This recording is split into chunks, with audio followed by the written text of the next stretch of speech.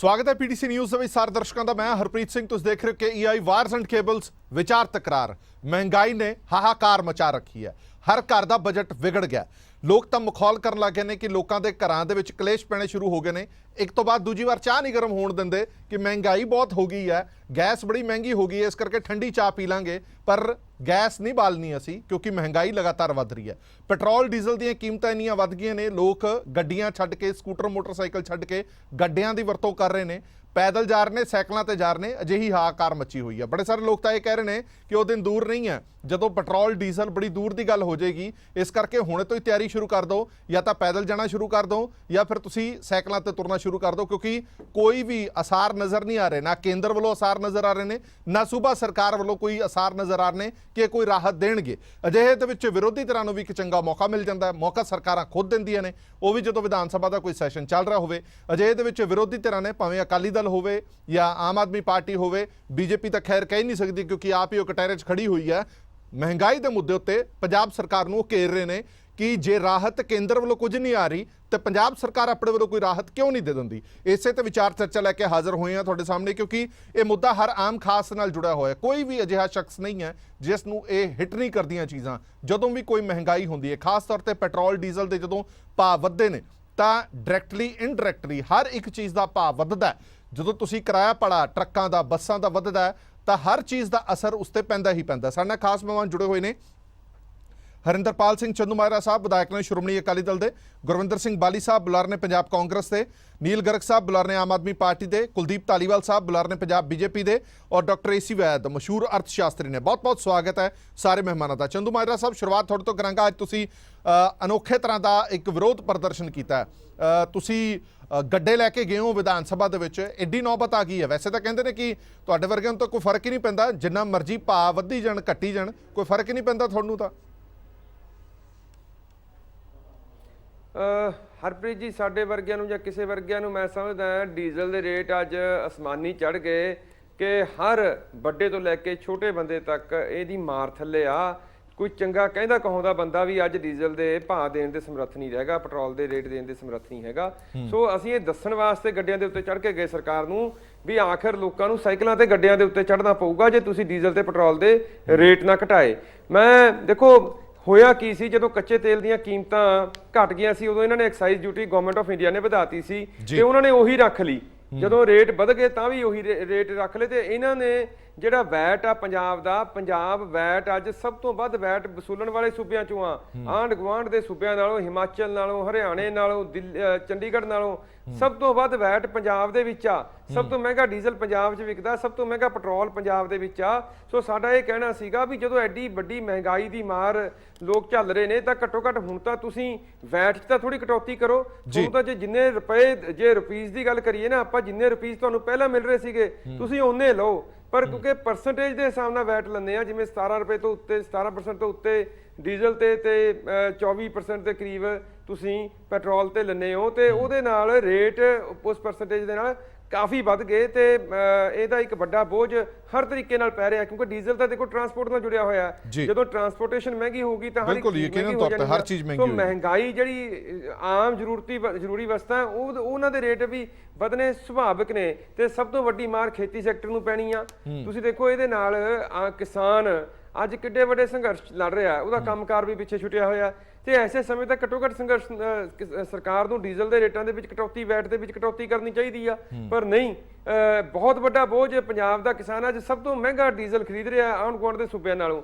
ਜਿਹੜੇ petrol pump ਮਾਲਕ ਨੇ, ਆ ਪਿੱਛੇ ਜੇ ਮੋਹਾਲੀ ਦਾ ਇੱਕ ਪੈਟਰੋਲ ਪੰਪ ਮਾਲਕ ਤਾਂ ਸੁਸਾਈਡ ਕਰ ਗਿਆ ਘਾਟਾ ਪੈਣ ਕਰਕੇ, ਕਿਉਂਕਿ ਚੰਡੀਗੜ੍ਹ ਚੋਂ ਸਸਤਾ ਮਿਲ ਜਾਂਦਾ, ਲੋਕ ਉੱਥੋਂ ਪਵਾ ਕੇ ਲੈ ਕੇ ਆਉਂਦੇ ਨੇ ਜਾ ਕੇ। ਸੋ ਇਹ ਸਾਰੀ ਸਥਿਤੀ ਨੂੰ ਅੱਖਾਂ ਮੀਚ ਕੇ ਨਹੀਂ ਹੁਣ ਦੇਖਣ ਦੇਵਾਂਗੇ ਸਰਕਾਰ ਨੂੰ। ਸੋ ਜਗਾਉਣ ਦਾ ਹੋਕਾ ਲੈ ਕੇ ਗਏ ਸੀਗੇ ਅੱਜ। ਚੰਦੂਮਾਜਰਾ ਸਾਹਿਬ, ਇੱਕ ਛੋਟੇ ਜਿਹੇ ਸਵਾਲ ਦਾ ਜਵਾਬ ਦਿਓ। ਸਰਕਾਰ ਕਹਿੰਦੀ ਹੈ ਕਿ ਦੇਖੋ ਅਸੀਂ ਕਮਾਈ ਵੀ ਤਾਂ ਕਰਨੀ ਆ, ਸਾਡੇ ਵਸੀਲੇ ਕੀ ਨੇ? ਇਹ GST ਦਾ ਸਹਾਰਾ ਲੈਂਦੇ ਨੇ कि GST ਦੇ ਵਿੱਚ ਸਭ ਕੁਝ ਆ ਗਿਆ, ਸਾਡੇ ਵਸੀਲੇ ਘੱਟ ਨੇ, ਆਮਦਨ ਘੱਟ ਹੈ। ਸਾਡੇ ਆਮਦਨ ਦਾ ਸਿੱਧਾ ਇੱਕੋ ਸਰੋਤ ਹੈ ਪੈਟਰੋਲ ਡੀਜ਼ਲ ਜਾਂ ਸ਼ਰਾਬ। ਪੈਟਰੋਲ ਡੀਜ਼ਲ ਤੋਂ ਵੀ ਜੇਕਰ ਵੈਟ ਇਕੱਠਾ ਨਹੀਂ ਕਰਾਂਗੇ ਤਾਂ ਫਿਰ ਇਹ ਸੂਬਾ ਚੱਲੇਗਾ ਕਿਵੇਂ? ਅਸੀਂ ਨਹੀਂ ਕਹਿੰਦੇ ਵੈਟ ਇਕੱਠਾ ਨਾ ਕਰੋ, ਅਸੀਂ ਕਹਿੰਦੇ ਆ ਵੀ ਘੱਟੋ ਘੱਟ ਸਭ ਤੋਂ ਮਹਿੰਗਾ ਵੈਟ ਤੁਸੀਂ ਲਾਇਆ ਹੋਇਆ ਉਹਨੂੰ ਤਾਂ ਥੋੜਾ ਘਟਾਓ। ਪਰ ਮੈਂ ਇੱਕ ਗੱਲ, ਜਿਹੜੀ ਆਹ ਸਰਕਾਰ ਦਾ ਬਿਆਨ ਹੈ ਨਾ ਵੀ ਫਿਰ ਸੂਬਾ ਚੱਲੂਗਾ ਕਿਵੇਂ ਜੇ ਅਸੀਂ ਵੈਟ ਨਾ ਇਕੱਠਾ ਕੀਤਾ, ਇਹਦਾ ਮਤਲਬ ਹਰਪ੍ਰੀਤ ਜੀ ਦੇਖੋ ਗੱਲ ਇਹ ਕਲੀਅਰ ਹੁੰਦੀ ਜਾ ਰਹੀ, ਜਿਹੜੇ ਗੱਲ ਅਸੀਂ ਕਹਿੰਦੇ ਸੀਗੇ, ਅਸੀਂ ਸ਼੍ਰੋਮਣੀ ਅਕਾਲੀ ਦਲ ਬਾਰ-ਬਾਰ ਇਹ ਪਹਿਲੇ ਦਿਨ ਤੋਂ ਮੰਗ ਰੱਖਦਾ ਰਿਹਾ ਜਿਸ ਦਿਨ ਤੇ GST ਆਈ ਆ ਵੀ ਡੀਜ਼ਲ ਤੇ ਪੈਟਰੋਲ ਨੂੰ GST ਦੇ ਘੇਰੇ ਵਿੱਚ ਲਿਆਂਦਾ ਜਾਵੇ। ਪਰ ਪੰਜਾਬ ਦੇ ਜਿਹੜੇ ਫਾਈਨੈਂਸ ਮਿਨਿਸਟਰ ਨੇ ਇਸ ਕੇਸ ਨੂੰ ਕੇਵਲ ਦਿਖਾਵੇ ਲਈ, ਲੀਪਾ ਪੋਚੀ ਲਈ ਅਖਬਾਰਾਂ 'ਚ ਬਿਆਨ ਤਾਂ ਦੇ ਰਹੇ ਨੇ, ਪਰ ਉਹਨੂੰ ਪੁੱਟ ਨਹੀਂ ਕਰ ਰਹੇ ਪ੍ਰੋਪਰਲੀ। ਉਹਦੀ ਸੱਚਾਈ ਆ ਜਿਹੜੀ ਆ ਸਰਕਾਰ ਦੇ ਮੂੰਹ ਦੇ ਵਿੱਚੋਂ ਇਸ ਬਿਆਨ ਰਾਹੀਂ ਝਲਕ ਰਹੀ ਆ ਵੀ ਤਾਂ ਜਦੋਂ ਆਪਣਾ ਦਿਲ ਹੀ ਨਹੀਂ ਮੰਨ ਰਿਹਾ ਹੋਊਗਾ, ਜਦੋਂ ਆਪਣਾ ਦਿਮਾਗ ਹੀ ਨਹੀਂ ਮੰਨ ਰਿਹਾ ਵੀ ਆਪਾਂ ਇਹਨੂੰ ਵੈਟ ਨੂੰ ਘਟਾਉਣਾ, ਤੇ ਫਿਰ GST ਦੇ ਘੇਰੇ 'ਚ ਸਰਕਾਰ ਕਿਵੇਂ ਲੈ ਕੇ ਆਊਗੀ? ਸੋ ਇਟ ਮੀਨਸ ਜਿਹੜਾ ਆ ਸਾਰਾ ਨੁਕਸਾਨ ਮਹਿੰਗੇ ਡੀਜ਼ਲ ਪੈਟਰੋਲ ਦਾ, ਇਹਦਾ ਮਤਲਬ ਤਾਂ ਇਹ ਖੁਸ਼ ਹੋ ਰਹੇ ਨੇ ਜਿੰਨਾ ਰੇਟ ਵਧੂਗਾ ਤੁਹਾਡੇ ਪੰਜਾਬ 'ਚ, ਜਿੰਨਾ ਮਹਿੰਗਾ ਡੀਜ਼ਲ ਆਊਗਾ ਉਨਾ ਹੀ ਜ਼ਿਆਦਾ ਵੈਟ ਦੀ ਕਲੈਕਸ਼ਨ ਉਸ % ਨਾਲ ਵੱਧ ਹੋਣੀ ਆ। ਇਹਦਾ ਮਤਲਬ ਖੁਸ਼ ਆ, ਫਿਰ ਰਾਜਪਾਲ ਦਾ ਘਰਾਓ ਕਿਸ ਲਈ ਕਰ ਰਹੇ ਹੋ? ਹਰਪ੍ਰੀਤ ਜੀ ਫਿਰ ਸਵਾਲ ਇਹ ਆ ਵੀ ਫਿਰ ਰਾਜਪਾਲ ਦਾ ਘਰਾਓ ਕਿਸ ਲਈ ਕਰ ਰਹੇ ਹੋ? ਹਾਂ ਵੀ ਪਹਿਲ ਤੁਸੀਂ ਆਪਣੇ ਘਰੋਂ ਕਰੋ ਨਾ, ਫਿਰ ਤਾਂ ਤੁਸੀਂ ਕਹਿਣ ਜੋਗੇ ਵੀ ਹੋ ਕਿਸੇ ਨੂੰ। ਤੁਸੀਂ ਸ਼ੁਰੂਆਤ ਆਪਣੇ ਘਰ ਤੋਂ ਕਰ ਨਹੀਂ ਰਹੇ ਔਰ ਤੁਸੀਂ ਦੂਜਿਆਂ ਦੇ ਘਰਾਂ ਨੂੰ ਘੇਰੀ ਜਾਂਦੇ ਹੋ। ਮੈਂ ਇੱਕ ਮਿੰਟ ਵਾਪਸ ਆਣਾ, ਨੀਲ ਗਰਗ ਸਾਹਿਬ ਅੱਜ ਤਰਾਹੀ ਮੱਚੀ ਹੋਈ ਹੈ। ਕਦੇ ਕਿਸੇ ਨੇ ਸੋਚਿਆ ਨਹੀਂ ਸੀਗਾ ਕਿ 100 ਦਾ ਅੰਕੜਾ ਵੀ ਛੂ ਸਕਦਾ। ਹੁਣ ਤਾਂ 100 ਦੇ ਅੰਕੜੇ ਨੂੰ ਜਿੱਥੇ ਨਾ ਤਾਂ ਕੇਂਦਰ ਪਿੱਛੇ ਹਟ ਰਹੀ ਹੈ ਨਾ ਸੂਬਾ ਸਰਕਾਰਾਂ ਪਿੱਛੇ ਹਟ ਰਹੇ ਨੇ, ਕਿਸੇ ਤਰ੍ਹਾਂ ਦੀ ਕੋਈ ਰਾਹਤ ਆਮ ਜਨਤਾ ਨੂੰ ਮਿਲ ਨਹੀਂ ਰਹੀ। ਕੇਂਦਰ ਕਹਿੰਦੀ ਹੈ ਕਿ ਕੋਵਿਡ ਕਰਕੇ ਸਾਡਾ ਬੜਾ ਨੁਕਸਾਨ ਹੋਇਆ, ਉਹ ਨੁਕਸਾਨ ਦੀ ਭਰਪਾਈ ਕਿਵੇਂ ਹੋਣੀ ਹੈ? ਉਹ ਇਦਾਂ ਹੀ ਹੋਣੀ ਹੈ। ਉਹ ਵਾਰ-ਵਾਰ ਅੰਤਰਰਾਸ਼ਟਰੀ ਕੀਮਤਾਂ ਦਾ ਵੀ ਹਵਾਲਾ ਦਿੰਦੇ ਨੇ, ਉਹ ਵੀ ਅਸੀਂ ਪੋਲ ਖੋਲਾਂਗੇ ਕਿ ਅੰਤਰਰਾਸ਼ਟਰੀ ਕੀਮਤਾਂ ਕੀ ਨੇ ਔਰ ਅੱਜ ਦੀ ਤਰੀਕ ਦੇ ਵਿੱਚ ਕੀਮਤਾਂ ਕੀ ਦਿੱਤੀਆਂ ਜਾ ਰਹੀਆਂ ਨੇ। ਸੂਬਾ ਸਰਕਾਰ ਕਹਿੰਦੀ ਹੈ ਕਿ ਅਸੀਂ ਹੋਰ ਕੋਈ ਨਵਾਂ ਟੈਕਸ ਲਾ ਨਹੀਂ ਰਹੇ, ਕਮਾਈ ਦੇ ਕੋਈ ਵਸੀਲੇ ਨਹੀਂ ਹੈ ਜੀ, ਆਹੀ ਵਸੀਲਾ ਹੈ, ਇਸ ਲਈ ਅਸੀਂ ਕੁਝ ਨਹੀਂ ਕਰ ਸਕਦੇ। ਤੁਹਾਨੂੰ ਲੱਗਦਾ ਕਿ ਵਾਕਈ ਸਰਕਾਰਾਂ ਦੇ ਹੱਥ ਬੰਨੇ ਹੋਏ ਨੇ? ਦੇਖੋ ਹਰਪ੍ਰੀਤ ਜੀ, ਭਾਵੇਂ ਅੱਜ ਜਿਵੇਂ ਅਕਾਲੀ ਦਲ ਨੇ ਵੀ ਕੀਤਾ, ਲਗਾਤਾਰ ਆਮ ਆਦਮੀ ਪਾਰਟੀ ਵੀ, ਕਦੇ ਅਸੀਂ ਸਾਈਕਲਾਂ ਤੇ ਜਾ ਕੇ, ਕਦੇ ਪੈਦਲ ਮਾਰਚ ਕਰਕੇ ਜਿਹੜਾ ਹੈਗਾ ਲੋਕਾਂ ਦਾ ਵੀ ਧਿਆਨ ਖਿੱਚਣਾ ਚਾਹੁੰਦੇ ਆ ਤੇ ਸਰਕਾਰ ਦੇ ਧਿਆਨ 'ਚ ਵੀ ਲਿਆਉਣਾ ਚਾਹੁੰਦੇ ਆ ਕਿ ਜਿਹੜੀ ਮਹਿੰਗਾਈ ਹੈ ਇਹਦੀ ਮਾਰ ਬਹੁਤ ਜ਼ਿਆਦਾ ਹੋ ਗਈ। ਅੱਜ ਤਰਾਹ ਮੱਚੀ ਹੋਈ ਹੈ, ਲੋਕਾਂ ਦੇ ਘਰ ਦਾ ਗੁਜ਼ਾਰਾ ਨਹੀਂ ਚੱਲਦਾ। ਅੱਜ ਇਹ ਜਿਹੜੀ ਮਹਿੰਗਾਈ ਹੈ ਇਹਦੀ ਜਿਹੜੀ ਕਿ ਦੋਹਰੀ ਮਾਰ ਲੋਕਾਂ ਦੇ ਉੱਤੇ ਪੈ ਰਹੀ ਹੈਗੀ ਹੈ। ਇੱਕ ਬੰਨੇ ਤੇ ਲੋਕਾਂ ਦੀ ਇਨਕਮ ਘਟ ਰਹੀ ਹੈ, ਆਮਦਨ ਘਟ ਰਹੀ ਹੈ, ਦੂਜੇ ਬੰਨੇ ਉਹਨਾਂ ਦੇ ਇਸ ਮਹਿੰਗਾਈ ਦੇ ਕਾਰਨ ਖਰਚੇ ਇੰਨੇ ਵੱਧ ਗਏ ਹੈਗੇ ਆ ਕਿ ਲੋਕਾਂ ਦੇ ਵਿੱਚ ਬਹੁਤ ਜ਼ਿਆਦਾ ਪ੍ਰੈਸ਼ਰ ਤੇ ਡਿਪਰੈਸ਼ਨ ਹੈਗਾ। ਅੱਜ ਚਾਹੇ ਤੁਸੀਂ ਗੱਲ ਦੇਖੋ, ਜਦੋਂ ਇੱਕ ਛੋਟਾ ਦੁਕਾਨਦਾਰ ਹੈਗਾ ਤੇ ਇੱਕ ਛੋਟਾ ਵਪਾਰੀ ਹੈਗਾ, ਜਦੋਂ ਦੀ ਇਹ ਨੋਟਬੰਦੀ ਲਾਗੂ ਹੋਈ ਸੀ, ਜਦੋਂ ਦੀ ਇਹ GST ਲਾਗੂ ਹੋਈ ਹੈ, ਉਹਦਾ ਵਪਾਰ ਲਗਾਤਾਰ ਥੱਲੇ ਜਾ ਰਿਹਾ, ਲੇਕਿਨ ਉਹਦੇ ਖਰਚੇ ਵੱਧ ਰਹੇ ਹੈਗੇ ਆ। ਜੇ ਅਸੀਂ ਕਿਸਾਨ ਦੀ ਗੱਲ ਕਰ ਰਹੇ ਹਾਂ, ਪੰਜਾਬ ਇੱਕ ਖੇਤੀਬਾੜੀ ਸੂਬਾ ਹੈਗਾ, ਇੱਥੇ ਇੰਨਾ ਵੈਟ ਹੈਗਾ ਡੀਜ਼ਲ ਤੇ ਆਪਣੇ ਆਲੇ ਦੁਆਲੇ ਨਾਲੋਂ। ਖੇਤੀਬਾੜੀ ਦੇ ਈਵਨ ਤੁਸੀਂ ਪਿਛਲੇ ਦਿਨੀ ਪੜਿਆ ਹੋਣਾ ਕਿ DAP ਦਾ 250 ਰੁਪਏ ਜਾਨੀ ਕਿ ਗੱਟਾ ਰੇਟ ਵੱਧ ਗਿਆ ਹੈਗਾ। ਕਿਸਾਨ ਦੀ ਜਿਹੜੀ ਲਾਗਤ ਹੈਗੀ ਹੈ ਫਸਲ ਦੀ, ਉਹ ਵੱਧ ਰਹੀ ਹੈ ਤੇ ਉਸ ਦੇ ਅਕੋਰਡਿੰਗਲੀ ਰੇਟ ਵੱਧ ਨਹੀਂ ਰਹੇ।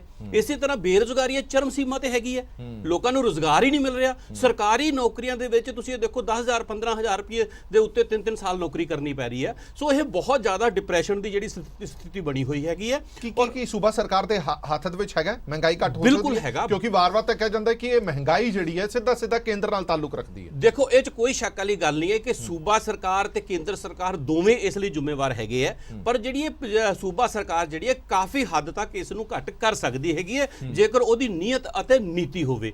ਤੁਸੀਂ ਦੇਖੋ ਆਮ ਲੋਕਾਂ ਦਾ ਖਰਚਾ ਕਿੱਥੇ ਹੁੰਦਾ? ਆਮ ਲੋਕਾਂ ਦਾ ਖਰਚਾ ਜਿਵੇਂ ਕਿ ਘਰ ਦਾ ਚੁੱਲ੍ਹਾ ਚਲਾਉਣ ਲੱਗੇ ਜਦੋਂ ਆਪਾਂ ਗੱਲ ਕਰਦੇ ਉੱਥੇ ਹੁੰਦਾ, ਬੱਚਿਆਂ ਦੀ ਪੜ੍ਹਾਈ ਤੇ ਹੁੰਦਾ ਹੈਗਾ, ਹੈਲਥ ਦੇ ਉੱਤੇ ਹੁੰਦਾ ਹੈਗਾ, ਬਿਜਲੀ ਤੇ ਉੱਤੇ ਹੁੰਦਾ ਹੈਗਾ, ਪਾਣੀ ਤੇ ਹੁੰਦਾ ਹੈਗਾ, ਮੁੱਢਲੀਆਂ ਸਹੂਲਤਾਂ ਤੇ ਹੁੰਦਾ। ਜੇ ਤੁਸੀਂ ਦੇਖੋ ਉਹੀ ਮੁਲਕ ਹੈਗਾ, ਕੇਂਦਰ ਸਰਕਾਰ ਦੇ ਉਹੀ ਟੈਕਸ ਹੋ ਗਏ। ਜੇ ਇਹੀ ਚੀਜ਼ਾਂ ਦਿੱਲੀ ਦੇ ਵਿੱਚ ਲੋਕਾਂ ਨੂੰ ਮੁਫਤ ਮਿਲ ਸਕਦੀਆਂ ਨੇ ਤੇ ਪੰਜਾਬ 'ਚ ਕਿਉਂ ਨਹੀਂ ਮਿਲ ਸਕਦੀਆਂ? ਇਹਦਾ ਮਤਲਬ ਇਹ ਹੈਗਾ ਵੀ ਸੂਬਾ ਸਰਕਾਰ ਦੀ ਨੀਅਤ ਅਤੇ ਨੀਤੀ 'ਚ ਫਰਕ ਹੈਗਾ। ਸੂਬਾ ਸਰਕਾਰ ਇਹ ਚੀਜ਼ਾਂ ਦੇ ਸਕਦੀ ਜਿਸ ਦਿਨ ਉਸਨੇ MTP ਬੰਦ ਕਰਤਾ। MTP ਦਾ ਮਤਲਬ ਹੁੰਦਾ ਮਾਫੀਆ ਟਰਸਟ ਆਫ ਪੰਜਾਬ। ਠੀਕ ਹੈ, ਮੈਂ ਇਸ ਤੇ ਦੁਬਾਰਾ ਆਣਾ।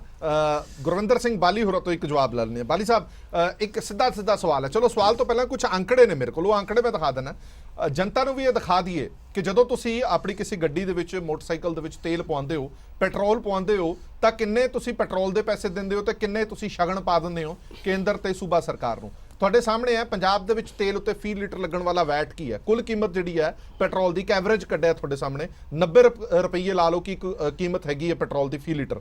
ਬੇਸ ਪ੍ਰਾਈਸ ਉਹਦਾ ਹੈਗਾ 36 ਰੁਪਏ 84 ਪੈਸੇ, ਸਿਰਫ 36 ਰੁਪਏ 84 ਪੈਸੇ ਪ੍ਰਤੀ ਲੀਟਰ ਪੈਟਰੋਲ ਦਾ ਬੇਸ ਪ੍ਰਾਈਸ ਹੈ। ਕੁੱਲ ਟੈਕਸ ਕਿੰਨਾ ਲਿਆ ਜਾਂਦਾ? 52 ਰੁਪਏ 80 ਪੈਸੇ, ਯਾਨੀ ਕਿ 53 ਰੁਪਏ ਇਹ ਕੁੱਲ ਟੈਕਸ ਦੇ ਤੁਸੀਂ ਦਿੰਦੇ ਹੋ ਜਦੋਂ 1 ਲੀਟਰ ਤੇਲ ਪਾਉਂਦੇ ਹੋ। ਤੇ ਸੂਬਾ ਸਰਕਾਰ ਵੈਟ ਦੇ ਰੂਪ ਦੇ ਵਿੱਚ ਕਿੰਨੇ ਪੈਸੇ ਲੈਂਦੀ ਤੁਹਾਡੇ ਤੋਂ? 21 ਰੁਪਏ 80 ਪੈਸੇ, ਯਾਨੀ ਕਿ ਲਗਭਗ 22 ਰੁਪਏ ਲੈਂਦੀ ਹੈ। ਐਕਸਾਈਜ਼ ਡਿਊਟੀ ਦੇ ਤੌਰ ਤੇ ਕੇਂਦਰ ਸਰਕਾਰ ਕੀ ਲੈਂਦੀ ਹੈ? 31 ਰੁਪਏ ਤੁਹਾਡੀ ਜੇਬ ਦੇ ਵਿੱਚੋਂ ਪਰ ਲੀਟਰ ਕੱਢ ਲੈਂਦੀ ਹੈ ਤੇ ਡੀਲਰ ਦੀ ਕਮਿਸ਼ਨ ਹੈਗੀ ਹੈ 3 ਰੁਪਏ 45 ਪੈਸੇ। ਯਾਨੀ ਕਿ 1 ਲੀਟਰ ਜਦੋਂ ਤੁਸੀਂ ਤੇਲ ਪਾਉਂਦੇ ਹੋ ਤਾਂ ਇਹ ਸੋਚੋ ਕਿ ਤੁਸੀਂ 31 ਰੁਪਏ ਸ਼ਗਨ ਪਾਣਾ ਕੇਂਦਰ ਸਰਕਾਰ ਨੂੰ ਤੇ 22 ਰੁਪਏ ਸ਼ਗਨ ਪਾਣੇ ਨੇ ਤੁਸੀਂ ਸੂਬਾ ਸਰਕਾਰ ਨੂੰ। ਇਹ ਸ਼ਗਨ ਕਿੰਨੇ ਕੁ ਜ਼ਰੂਰੀ ਨੇ ਬਾਲੀ ਸਾਹਿਬ? ਜਨਤਾ ਮਰ ਰਹੀ ਹੈ, ਤਰਾਹੀ ਤਰਾਹੀ ਕਰ ਰਹੀ ਹੈ ਤੇ ਤੁਸੀਂ ਸ਼ਗਨ ਇਕੱਠਾ ਕਰਨ ਲੱਗੇ ਹੋ। ਬਿਲਕੁਲ ਤੁਹਾਡੀ ਗੱਲ ਸਹੀ ਹੈ, ਬੜੀ ਵਾਜਬ ਜੀ ਗੱਲ ਹੈਗੀ ਹੈ ਜਿਹੜੀ ਤੁਸੀਂ ਗੱਲ ਕਰ ਰਹੇ ਹੋ। ਮੈਂ ਇਹਨੂੰ ਡਿਨਾਈ ਨਹੀਂ ਕਰ ਸਕਦਾ ਇਸ ਚੀਜ਼ ਨੂੰ ਇੱਥੇ ਬੈਠ ਕੇ, ਕਿਉਂਕਿ ਅਸੀਂ ਵੀ ਲੋਕਾਂ ਨਾਲ ਹੀ ਜੁੜੇ ਹਾਂ, ਅਸੀਂ ਵੀ ਲੋਕਾਂ 'ਚ ਆਂਦੇ। ਇਹ ਨਹੀਂ ਕਿ ਅਸੀਂ ਕੋਈ ਸਰਕਾਰ ਦੇ ਬੰਦੇ ਆ ਸਾਨੂੰ ਕੋਈ ਘੱਟ ਮਿਲਦਾ ਰੇਟ, ਸਾਨੂੰ ਵੀ ਉਹੀ ਰੇਟ ਮਿਲਦਾ ਜਿਹੜਾ ਰੇਟ ਆਮ ਪਬਲਿਕ ਨੂੰ ਰੇਟ ਮਿਲਦਾ। ਜਿਹੜੇ ਸਰਕਾਰਾਂ ਦੇ ਲੋਕ ਵੀ ਜਿਹੜੇ ਹੈਗੇ ਨੇ ਉਹਨਾਂ ਨੂੰ ਵੀ ਉਹੀ ਰੇਟ। ਤੁਹਾਨੂੰ ਕੋਈ ਖਾਸ ਫਰਕ ਨਹੀਂ ਪੈਂਦਾ ਨਾ, ਲੈਂਡਲੋਰਡ ਬੰਦੇ ਹੋ ਤੁਸੀਂ। ਇਹ ਜੀ ਗੱਲ ਨਹੀਂ ਹੁੰਦੀ, ਸਾਰੀ ਮੇਰੀ ਉਮਰ ਨਿਕਲਿਆ ਹੋਇਆ ਬਾਲੀ ਸਾਹਿਬ। ਮੇਰੀ ਗੱਲ ਸੁਣੋ ਹਰਪ੍ਰੀਤ ਜੀ, ਜੇ ਮੈਂ ਕਹਾਂ 17 ਮੰਤਰੀ ਨੇ, ਜੇ ਮੈਂ ਕਹਾਂ 81 ਐਮਐਲਏ ਨੇ ਤੇ 2.5 ਕਰੋੜ ਬੰਦਾ ਵੀ ਤੇ ਹੈਗਾ ਨਾ ਪੰਜਾਬ 'ਚ। ਇਹ ਵੀ ਤਾਂ ਮੰਨ ਕੇ ਚਲੋ ਉਹਨਾਂ 'ਚ ਅਸੀਂ ਵੀ ਤਾਂ ਆਉਂਦੇ ਹਾਂ। ਅਸੀਂ ਅਗਰ 20 50 100 ਬੰਦਾ ਛੱਡ ਦਈਏ, 117 ਐਮਐਲਏ ਛੱਡ ਦਈਏ, 8 ਮੈਂਬਰ ਪਾਰਲੀਮੈਂਟ 13 ਮੈਂਬਰ ਪਾਰਲੀਮੈਂਟ ਛੱਡ ਦਈਏ, ਅਸੀਂ ਇਹਨਾਂ ਲੋਕਾਂ ਨੂੰ ਛੱਡ ਕੇ ਅਸੀਂ ਬਾਕੀ ਤੇ ਅਸੀਂ ਲੋਕਾਂ ਵਰਗੇ ਹੀ ਆ ਨਾ। ਲੋਕਾਂ ਉਦਾਂ ਹੀ ਪੈਟਰੋਲ ਸਾਨੂੰ ਪੈਂਦਾ, ਅਸੀਂ ਤਾਂ ਨਹੀਂ ਜਾ ਕੇ ਕਾਰਡ ਵਿਖਾਉਂਦੇ ਜੀ ਅਸੀਂ ਗਵਰਨਮੈਂਟ ਦੇ ਬੰਦੇ ਸਾਨੂੰ ਰੇਟ ਘੱਟ। ਇਹ ਗੱਲ ਸਹੀ ਹੈ, ਅਸੀਂ ਇੰਨੀ ਗੱਲ ਕਰ, ਮਗਰ ਕੇਂਦਰ ਸਰਕਾਰ ਦਾ ਇਹਦੇ ਵਿੱਚ ਕੀ ਰੋਲ ਹੈ ਤੁਸੀਂ ਇਹ ਤੁਹਾਡੇ ਸਾਹਮਣੇ ਹੈ। ਹੁਣ ਤੁਸੀਂ ਮੈਂ ਇਹੀ ਕੇਂਦਰ 22 ਰੁਪਏ ਤੁਹਾਡੇ ਹਰ ਜੀ ਮੈਂ ਇਹੀ ਗੱਲ ਕਰ ਰਿਹਾ। ਮਗਰ ਤੁਸੀਂ ਇੱਕ ਗੱਲ ਹੋਰ ਵੀ ਬੜੀ ਅੱਛੀ ਕਹੀ ਹੈ, ਬੜੀ ਨਿਸ਼ਪਕਸ਼ ਗੱਲ ਕੀਤੀ ਹੈ ਕਿ ਸੂਬਾ ਸਰਕਾਰ ਦੇ ਕੋਲ ਅੱਜ ਦੀ ਡੇਟ ਦੇ ਵਿੱਚ ਸਰੋਤ ਕੀ ਹੈ, ਅੱਜ ਉਹਨਾਂ ਕੋਲ ਇਨਕਮ ਸੋਰਸ ਕੀ ਹੈ, ਅੱਜ ਉਹਨਾਂ ਕੋਲ ਡਿਵੈਲਪਮੈਂਟ ਕਰਨ ਵਾਸਤੇ ਕੰਮ ਕੀ ਹੈ ਉਹਨਾਂ ਕੋਲ। ਜੇ ਆਪਾਂ ਟੈਕਸ ਵੀ ਨਾ ਲਈਏ ਤੇ GST ਦੇ ਮਾਨਯੋਗ ਜਿਹੜੇ ਬੈਠੇ ਨੇ BJP ਦੇ 8,500 ਕਰੋੜ ਰੁਪਇਆ ਅੱਜ ਦੀ ਡੇਟ ਦੇ ਵਿੱਚ ਕੇਂਦਰ ਸਰਕਾਰ ਕੋਲ ਸਾਡਾ ਪਿਆ 8,500 ਤੇ 31,000 ਕਰੋੜ ਰੁਪਏ ਪਿਛਲੀ ਸਰਕਾਰ ਜਿਹੜੀ ਹੈਗੀ ਹੈ ਉਹ ਕੇਂਦਰ ਸਰਕਾਰ ਨੂੰ ਦੇਗੀ ਸੀ। 39,000 ਕਰੋੜ ਰੁਪਇਆ ਅੱਜ ਦੀ ਡੇਟ ਦੇ ਵਿੱਚ ਸਾਡੇ ਨਾਲ ਮਤਰਿਆ ਵਿਹਾਰ ਹੋ ਰਿਹਾ। ਇਹ ਕੋਈ ਸਾਡੇ ਨਾਲ ਨਹੀਂ ਹੋ ਰਿਹਾ, ਸਾਡੀ ਸਟੇਟ ਨਾਲ ਨਹੀਂ ਹੋ ਰਿਹਾ। ਇੱਕ ਦਿਨ ਦੇ ਪੰਡ ਵੀ ਮਹਾਰਾਸ਼ਟਰ ਦੇ ਮੁੱਖ ਮੰਤਰੀ ਇੱਕ ਦਿਨ ਦੇ ਮੁੱਖ ਮੰਤਰੀ ਬਣੇ ਸੀ, ਸਿਰਫ ਸਵੇਰੇ 5 ਵਜੇ ਤੋਂ ਲੈ ਕੇ ਤੇ ਰਾਤ ਦੇ 7 ਵਜੇ ਤੱਕ 40,000 ਕਰੋੜ ਰੁਪਇਆ ਮਹਾਰਾਸ਼ਟਰ ਤੋਂ ਉਸੇ ਦਿਨ ਵਾਪਸ ਕਰਾਤਾ ਸੀ ਇਹਨਾਂ ਨੇ। ਇਹਨਾਂ ਦਾ ਮਤਲਬ ਸਿੱਧਾ ਸਿੱਧਾ ਇਹ ਹੈ BJP ਦਾ ਕਿ ਜਿੱਥੇ ਸਾਡੀ ਸਰਕਾਰ ਹੋਏਗੀ ਉੱਥੇ ਤੁਹਾਨੂੰ ਬੈਨੀਫਿਟ ਦੇਵਾਂਗੇ, ਜਿੱਥੇ ਸਾਡੀ ਸਰਕਾਰ ਨਹੀਂ ਹੋਏਗੀ ਉੱਥੇ ਦੇ ਲੋਕਾਂ ਨੂੰ ਵੀ ਮਾਰਾਂਗੇ ਤੇ ਉੱਥੇ ਦੀ ਸਰਕਾਰ ਨੂੰ ਵੀ ਮਾਰਾਂਗੇ। ਬਾਲੀ ਸਾਹਿਬ ਇਹ ਤਾਂ ਸਾਰੇ ਪਾਸੇ ਇਹੀ ਹਾਲ ਹੈ ਨਾ। GST ਦੇ ਅੰਦਰ ਤਾਂ ਪੈਟਰੋਲ ਡੀਜ਼ਲ ਨਹੀਂ ਆ ਰਿਹਾ ਨਾ, ਫਿਊਲ ਨਹੀਂ ਹੈ, ਉਹ ਸਾਰਿਆਂ ਤੇ ਹੀ ਹੈ, ਖਾਲੀ ਪੰਜਾਬ ਤੇ ਨਹੀਂ ਹੈ। ਜਦੋਂ ਤੱਕ ਤੁਸੀਂ ਸਰੋਤਾਂ ਦੀ ਗੱਲ ਕਰਦੇ ਹੋ ਕਿ ਕਮਾਈ ਦੇ ਸਾਧਨ ਕਿੱਥੇ ਹੈ, ਕਮਾਈ ਦੇ ਸਾਧਨ ਤਾਂ ਬਹੁਤ ਹੈ ਪਰ ਆਪਾਂ ਉੱਥੇ ਧਿਆਨ ਨਹੀਂ ਦੇ ਰਹੇ ਨਾ। ਮਾਈਨਿੰਗ ਕਮਾਈ ਦਾ ਸਾਧਨ ਨਹੀਂ ਹੈ, ਐਕਸਾਈਜ਼ ਕਮਾਈ ਦਾ ਸਾਧਨ ਨਹੀਂ ਹੈ, ਟਰਾਂਸਪੋਰਟ ਕਮਾਈ ਦਾ ਸਾਧਨ ਨਹੀਂ ਹੈ। ਟਾਰਗੇਟ ਵੀ ਪੂਰੇ ਨਹੀਂ ਹੋ ਰਹੇ, ਤੁਹਾਨੂੰ ਪਤਾ ਹੈ 50% ਟਾਰਗੇਟ ਖਤਮ ਹੋ ਰਹੇ ਨੇ ਤੁਹਾਡੇ ਮਾਈਨਿੰਗ ਦੇ। ਜਦੋਂ ਲਾਕਡਾਊਨ ਲੱਗਿਆ ਸੀ ਸੋ ਲਾਕਡਾਊਨ ਦੌਰਾਨ ਮਾਈਨਿੰਗ ਚੱਲਦੀ ਰਹੀ ਪਰ ਮਾਈਨਿੰਗ ਕਰਨ ਵਾਲੇ ਤੇ ਪੈਸੇ ਮਾਫ ਕਰ ਦਿੱਤੇ ਗਏ। ਸ਼ਰਾਬ ਦੇ ਠੇਕਿਆਂ 'ਚ ਸ਼ਰਾਬ ਵਿਕਦੀ ਰਹੀ ਪਰ ਤੁਸੀਂ ਉਹਨਾਂ ਦੇ ਪੈਸੇ ਮਾਫ ਕਰ ਦਿੱਤੇ। ਫਿਰ ਅਸੀਂ ਕਿਸ ਮੂੰਹ ਨਾਲ ਕਹਿੰਦੇ ਆ ਕਿ ਸਾਡੇ ਕੋਲ ਕਮਾਈ ਦੇ ਸਾਧਨ ਨਹੀਂ ਹੈ। ਕਮਾਈ ਦਾ ਸਾਧਨ ਸਿਰਫ ਪੈਟਰੋਲ ਡੀਜ਼ਲ ਨਜ਼ਰ ਆ ਰਿਹਾ। ਮੈਂ ਤਾਂ ਸਪਸ਼ਟ ਸਿੱਧੀ ਤੁਹਾਨੂੰ ਇੱਕ ਗੱਲ ਦੱਸਦਾ, ਇਹ ਸਾਰੀਆਂ ਚੀਜ਼ਾਂ ਤੁਸੀਂ ਜਿਹੜੀਆਂ ਕਹਿ ਰਹੇ ਹੋ ਇਹ ਠੀਕ ਨੇ, ਅਸੀਂ ਫੇਸ ਵੀ ਕਰ ਰਹੇ ਹਾਂ। ਇਹ ਚੀਜ਼ਾਂ ਨਹੀਂ ਹੋਣੀਆਂ ਚਾਹੀਦੀਆਂ ਜੀ, ਮਗਰ ਜਿੱਥੇ ਸੈਂਟਰ ਗਵਰਨਮੈਂਟ ਦਾ ਕੋਈ ਕੰਮ ਆਉਂਦਾ, ਜਿੱਥੇ ਸੈਂਟਰ ਗਵਰਨਮੈਂਟ ਦੀ ਕੋਈ ਗੱਲ ਆਉਂਦੀ ਹੈ ਅਸੀਂ ਮਾਫ ਕਰ ਦੇਵਾਂਗੇ। ਬਾਲੀ ਸਾਹਿਬ ਮੈਂ ਤਾਂ ਕਹਿ ਨਹੀਂ ਰਿਹਾ, ਮੈਂ ਤਾਂ ਕਹਿ ਰਿਹਾ ਕਿ ਦੋਨੇ ਖੂਨ ਪੀਸਣ ਲੱਗੇ ਹੋਏ। ਨਹੀਂ ਮੇਰੀ ਗੱਲ ਕੇਂਦਰ ਹੋਵੇ ਭਾਵੇਂ ਸੂਬਾ ਸਰਕਾਰ। ਦੇਖੋ ਮੈਂ ਇੱਕ ਗੱਲ, ਤੁਸੀਂ ਇੰਨੀ ਗੱਲ ਕਹੋ ਕਿ ਜੀ ਖੂਨ ਪੀਣ ਨੂੰ ਲੱਗੇ ਜਿਹੜੇ, ਮੈਂ ਕਹਿੰਦਾ ਕਿ ਬਾਲਟੀਆਂ ਖੂਨ ਦੀਆਂ ਪੀਣ ਲੱਗੇ ਨੇ ਉਹਨਾਂ ਵਾਲੇ ਪਾਸੇ ਆਪਾਂ ਧਿਆਨ ਹੀ ਨਹੀਂ ਦਿੰਦੇ। ਮੈਂ ਅੱਜ ਅਕਾਲੀ ਦਲ ਦੀ ਗੱਲ ਕਰ ਲੈਣਾ, ਮੇਰੇ ਦੋਸਤ ਮੇਰੇ ਵੀਰ। ਮੈਂ ਇੱਕ ਮਿੰਟ ਸਰ, ਸਰਕਾਰ ਤਾਂ 6 ਮਹੀਨੇ ਪਹਿਲੇ ਇਹਨਾਂ ਨੇ ਛੱਡੀ ਆ ਉੱਥੋਂ। ਇਹ ਤਾਂ ਉਸ ਤੋਂ ਪਹਿਲੇ 2.5 ਸਾਲ ਉਹਨਾਂ ਦੇ ਨਾਲ ਹੀ ਸਨ, ਪਿਛਲੇ 5 ਸਾਲ ਵੀ ਉਹਨਾਂ ਦੇ ਨਾਲ ਸਨ, ਅੱਜ ਥੋੜੀ ਸਨ। ਅੱਜ ਤੇਲ ਦੇ ਰੇਟ ਇੰਨੇ ਹੋਏ ਨੇ, ਇਸ ਤੋਂ ਪਹਿਲਾਂ ਵੀ ਤੇਲ ਦੇ ਰੇਟ ਵਧੇ ਨੇ। ਇਹਨਾਂ ਨੇ ਤਾਂ ਤੇ ਗੱਡਿਆਂ ਤੇ ਨਹੀਂ ਗਏ, ਤਾਂ ਤੇ ਅਕਾਲੀ ਦਲ ਸਾਈਕਲਾਂ ਤੇ ਨਹੀਂ ਗਿਆ, ਮਗਰ ਅੱਜ ਸਰਕਾਰ ਛੱਡਤੀ ਅਕਾਲੀ ਦਲ ਨੇ ਤੇ ਅਕਾਲੀ ਦਲ ਅੱਜ ਕਹਿ ਰਹੇ ਜੀ ਸੂਬਾ ਸਰਕਾਰ ਆ ਕਰ ਰਹੀ ਹੈ। ਇਹੀ ਸਰ ਹਰਪ੍ਰੀਤ ਜੀ ਅਗਰ ਇਹੀ ਅਕਾਲੀ ਦਲ ਅਗਰ ਦਿੱਲੀ ਦੇ ਵਿੱਚ ਗੱਡੇ ਤੇ ਜਾਵੇ, ਇਹੀ ਅਕਾਲੀ ਦਲ ਅਗਰ ਸਾਈਕਲਾਂ ਤੇ ਉੱਥੇ ਜਾਵੇ ਤੇ ਨਾਲ ਕਾਂਗਰਸ ਵੀ ਜਾਵੇ ਤਾਂ ਕੋਈ ਸਮਝ ਹੀ ਚਾਹੁੰਦੀ ਹੈ ਕਿ 8,500 ਕਰੋੜ ਰੁਪਏ ਅੱਜ ਸਟੇਟ ਦਾ ਪਿਆ, ਕਿਉਂ ਨਹੀਂ ਦਿੱਤਾ ਜਾ ਰਿਹਾ? ਅਕਾਲੀ ਦਲ ਨੇ ਕਿਉਂ ਨਹੀਂ ਇਹ ਆਵਾਜ਼ ਉਠਾਈ? ਆਮ ਆਦਮੀ ਪਾਰਟੀ ਨੇ ਇਹ ਕਿਉਂ ਨਹੀਂ ਆਵਾਜ਼ ਉਠਾਈ ਇਸ ਚੀਜ਼ ਦੀ? ਤੁਸੀਂ ਨਹੀਂ ਘੱਟ ਕਰੋਗੇ? ਨਹੀਂ ਬਿਲਕੁਲ, ਮੈਂ ਅੱਜ ਵੀ ਸਰਕਾਰ ਕਰੇ, ਤੁਸੀਂ ਨਹੀਂ ਕਰਦੇ। ਨਹੀਂ, ਮੈਂ ਹੁਣ ਵੀ ਇਹ ਕਹਿ ਰਿਹਾ, ਤੁਹਾਡੀ ਗੱਲ ਦੇ ਵਿੱਚ ਮੈਂ ਵਾਅਦਾ ਕੀਤਾ ਮੰਨਿਆ ਹਰਪ੍ਰੀਤ ਜੀ, ਮੈਂ ਇੰਨੀ ਗੱਲ ਕਹੀਏ ਕਿ ਹਾਂ ਕਿ ਸਾਡੇ ਮੁੱਖ ਮੰਤਰੀ ਜੀ ਨੂੰ ਅਸੀਂ ਵੀ ਬੇਨਤੀ ਕਰਦੇ ਹਾਂ ਇਸ ਚੀਜ਼ ਦੀ, ਤੁਹਾਡੇ ਪਲੇਟਫਾਰਮ ਤੇ ਕਰਦੇ ਹਾਂ, ਮੁਲਾਕਾਤ ਹੋਏਗੀ ਤਾਂ ਵੀ ਕਰਾਂਗੇ ਕਿ ਜ਼ਰੂਰ ਜਨਤਾ ਨੂੰ ਇਹਦੀ ਮਲਮ ਪੱਟੀ ਲੱਗਣੀ ਚਾਹੀਦੀ ਹੈ। ਤੁਸੀਂ 2 ਰੁਪਏ ਕਰੋ, 4 ਰੁਪਏ ਕਰੋ, ਮਗਰ ਸਰੋਤ ਸਾਡੀ ਇਨਕਮ ਅਸੀਂ ਇਹ ਕਹਿੰਦੇ ਆ ਸਰਕਾਰ ਚੱਲੇਗੀ ਤਾਂ ਸਹੀ ਨਾ, ਮਗਰ ਅਸੀਂ ਇਹ ਕਹਿੰਦੇ ਆ ਕਿ ਜ਼ਰੂਰ ਹੋਣੀ ਚਾਹੀਦੀ ਹੈ। ਜਨਤਾ ਦੀਆਂ ਜਿਹੜੀਆਂ ਗੱਲਾਂ ਨੇ ਅੱਜ ਉਹ ਹੋਣੀਆਂ ਚਾਹੀਦੀਆਂ ਨੇ। ਕੀ ਕਰ ਰਹੀ ਹੈ ਸੈਂਟਰ ਸਰਕਾਰ ਉੱਥੇ ਬਹਿ ਕੇ? ਤੁਸੀਂ ਮੈਨੂੰ ਦੱਸ ਦਿਓ। ਅਸੀਂ ਤਾਂ 22 ਰੁਪਏ ਲੈ ਰਹੇ ਹਾਂ ਸਟੇਟ ਦੇ, 31 ਰੁਪਏ ਕਾਹਦੇ ਲੈ ਰਹੇ ਨੇ ਤੁਸੀਂ ਇਹ ਦੱਸ ਦਿਓ। ਨਹੀਂ 31 ਰੁਪਏ ਕਾਹਦੇ ਲੈ ਰਹੇ ਨੇ ਦੱਸੋ। ਧਾਲੀਵਾਲ ਵੀ ਸਾਡੇ ਨਾਲ ਮੌਜੂਦ ਨੇ। ਹਾਂਜੀ ਧਾਲੀਵਾਲ ਸਾਹਿਬ, ਇਹ ਬਾਲੀ ਸਾਹਿਬ ਕਹਿੰਦੇ ਨੇ ਕਿ ਸਾਡੀਆਂ ਤਾਂ ਚਲੋ ਮਜਬੂਰੀਆਂ, ਸਾਡੇ ਕੋਲ ਕੋਈ ਸਰੋਤ ਨਹੀਂ ਹੈਗੇ ਆਮਦਨ ਦੇ, ਕੇਂਦਰ ਸਰਕਾਰ ਕੋਲ ਤਾਂ ਖੁੱਲਾ ਮੈਦਾਨ ਹੈ, ਆਮਦਨ ਦੇ ਸਰੋਤ ਹੀ ਸਰੋਤ ਨੇ। ਤੁਸੀਂ ਦੋਵੇਂ ਹੱਥਾਂ ਨਾਲ ਲੁੱਟੀ ਜਾਂਦੇ ਹੋ, ਤੁਸੀਂ ਆਮਦਨ ਦੇ ਸਰੋਤ ਵੀ ਲੁੱਟੀ ਜਾਂਦੇ ਹੋ, ਤੁਸੀਂ ਲੋਕਾਂ ਦੀਆਂ ਜੇਬਾਂ 'ਚ ਡਾਕੇ ਮਾਰ ਮਾਰ ਕੇ 31 ਰੁਪਏ ਪ੍ਰਤੀ ਲੀਟਰ, ਇਹ ਕਿੱਥੋਂ ਦਾ ਇਨਸਾਫ ਹੈਗਾ? ਹਰਪ੍ਰੀਤ, ਸਭ ਤੋਂ ਪਹਿਲਾਂ ਤਾਂ ਮੈਂ ਬਾਲੀ ਸਾਹਿਬ ਬੜੇ ਸਤਿਕਾਰਯੋਗ ਨੇ, ਬੁਲਾਰੇ ਬਹੁਤ ਅੱਛੇ ਨੇ। ਮੈਂ ਚਾਹੁੰਦਾ ਉਹਨਾਂ ਨੂੰ ਪਾਣੀ ਜ਼ਰੂਰ ਇੱਕ ਗਲਾਸ ਪਿਆਓ, ਕਾਫੀ ਜ਼ਿਆਦਾ ਗਰਮਜੋਸ਼ੀ 'ਚ ਉਹ ਆ ਗਏ। ਹੈਗਾ ਸਰ, ਮੇਰੇ ਕੋਲ ਹੈਗਾ। ਮੈਂ ਇੱਕ ਗੱਲ ਤੁਹਾਡੇ ਜੀ ਚਲੋ ਆਪਾਂ ਬਹੁਤ ਅੱਛੀ ਗੱਲ ਹੈ, ਪਾਣੀ ਪੀਓ। ਲੋਕਾਂ ਨੂੰ ਪਾਣੀ ਪਿਲਾਓ, ਪਹਿਲੇ ਮੇਰੀ ਗੱਲ ਛੱਡੋ, ਲੋਕਾਂ ਨੂੰ ਪਿਲਾਓ ਪਾਣੀ। ਹਾਂਜੀ ਹਾਂਜੀ, ਬੋਲੋ ਧਾਲੀਵਾਲ ਸਾਹਿਬ, ਆਪਣਾ ਗੱਲ ਦੱਸੋ। ਮੈਂ ਰੱਖਣੀ ਚਾਹੁੰਦਾ ਬਾਲੀ ਸਾਹਿਬ ਦੇ ਸਾਹਮਣੇ। ਬਾਲੀ ਸਾਹਿਬ ਕਾਈਂਡਲੀ 2 ਮਿੰਟ ਧਿਆਨ ਨਾਲ ਸੁਣ ਲਓ। ਜੀ ਜੀ। ਕਿ ਸਭ ਤੋਂ ਪਹਿਲਾਂ ਤਾਂ ਗੱਲ ਇਹ ਹੈਗੀ ਆ ਕਿ ਕੇਂਦਰ ਸਰਕਾਰ ਦਾ ਜਿਹੜਾ ਟੈਕਸ, ਆਪਾਂ ਜਦੋਂ GST ਦੇ ਦਾਇਰੇ ਦੇ ਵਿੱਚ ਕੇਂਦਰ ਸਰਕਾਰ ਕਦੋਂ ਦਾ ਕੋਸ਼ਿਸ਼ ਕਰ ਰਹੀ ਹੈ ਕਿ ਆਪਾਂ ਪੈਟਰੋਲ ਡੀਜ਼ਲ ਲੈ ਕੇ ਆਈਏ। ਜਿੰਨੀਆਂ ਕਾਂਗਰਸ ਲੈਡ ਸਟੇਟਸ ਹੈ ਉਹ ਨਹੀਂ ਅਜੇ ਤਿਆਰ। ਤੁਸੀਂ ਰਾਜਸਥਾਨ ਦੇ ਵਿੱਚ ਵੇਖ ਲਓ ਕਿੱਥੇ ਗਿਆ ਜਿਹੜੇ ਪ੍ਰਾਈਸਿਸ ਹੈ, ਪੰਜਾਬ ਦੇ ਵਿੱਚ ਕਿੱਥੇ ਹੈ, ਤੇ ਆਪਣੇ ਆਲੇ ਦੁਆਲੇ ਹਿਮਾਚਲ ਤੇ ਹਰਿਆਣੇ ਦੇ ਵਿੱਚ ਪ੍ਰਾਈਸਿਸ ਕਿੱਥੇ ਹੈ। ਇਹਨਾਂ ਨੂੰ ਕੰਪੇਅਰ ਕਰ ਲਓ ਜੇ ਆਪਾਂ ਸੈਂਟਰ ਗਵਰਨਮੈਂਟ ਦੀ ਗੱਲ ਕਰੀਏ। ਪਰ ਆਪਾਂ ਇੱਥੇ ਅੱਜ ਇਸ ਪਲੇਟਫਾਰਮ ਤੇ ਬੈਠੇ ਆ, ਪੰਜਾਬ ਗਵਰਨਮੈਂਟ ਦਾ ਬਜਟ ਆ ਰਿਹਾ ਹੈ, ਉਹ ਬਜਟ ਦੇ ਵਿੱਚ ਸਾਨੂੰ ਸਾਰਿਆਂ ਨੂੰ, ਸਾਡੀ ਸਰਕਾਰ ਹੈ, ਮੈਂ ਇਹ ਨਹੀਂ ਕਹਿੰਦਾ ਕਿ ਤੁਹਾਡੀ ਸਰਕਾਰ ਹੈ, ਜਦੋਂ ਅਸੀਂ ਸਾਡੇ ਨਾਲ ਦੇ ਲੋਕਾਂ ਨੇ ਵੋਟਾਂ ਪਾਈਆਂ, ਸਾਰੇ ਨੁਮਾਇੰਦੇ ਆ, ਜਿਹੜੀ ਅੱਜ ਪੰਜਾਬ ਸਰਕਾਰ ਹੈ ਉਹ ਲੋਕਾਂ ਨੂੰ ਥੋੜੀ ਬਹੁਤ ਰਾਹਤ ਦੇਵੇ, ਹੱਕ ਬਣਦਾ।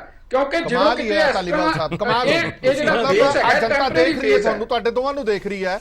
ਸੂਬਾ ਸਰਕਾਰ ਕਹਿੰਦੀ ਹੈ ਕਿ ਕੇਂਦਰ ਛੱਡੇ ਤੇ ਕੇਂਦਰ ਕਹਿੰਦੀ ਹੈ ਕਿ ਸੂਬਾ ਸਰਕਾਰ ਰਾਹਤ ਦੇਵੇ। ਧਾਲੀਵਾਲ ਸਾਹਿਬ ਇੱਕ ਜਵਾਬ ਦੇ ਦਿਓ, ਗੱਲ ਪੂਰੀ ਕਰ ਲੈਣ ਦਿਓ, ਇੱਕ ਜਸਟੀਫਿਕੇਸ਼ਨ ਦੇ ਦਿਓ, ਇੱਕ ਜਸਟੀਫਿਕੇਸ਼ਨ ਦੇ ਦਿਓ। 31 ਰੁਪਏ ਤੁਸੀਂ ਕਾਦੇ ਲੈ ਰਹੇ ਹੋ? ਇੱਕ ਜਸਟੀਫਿਕੇਸ਼ਨ ਪ੍ਰਤੀ ਲੀਟਰ ਦੇ।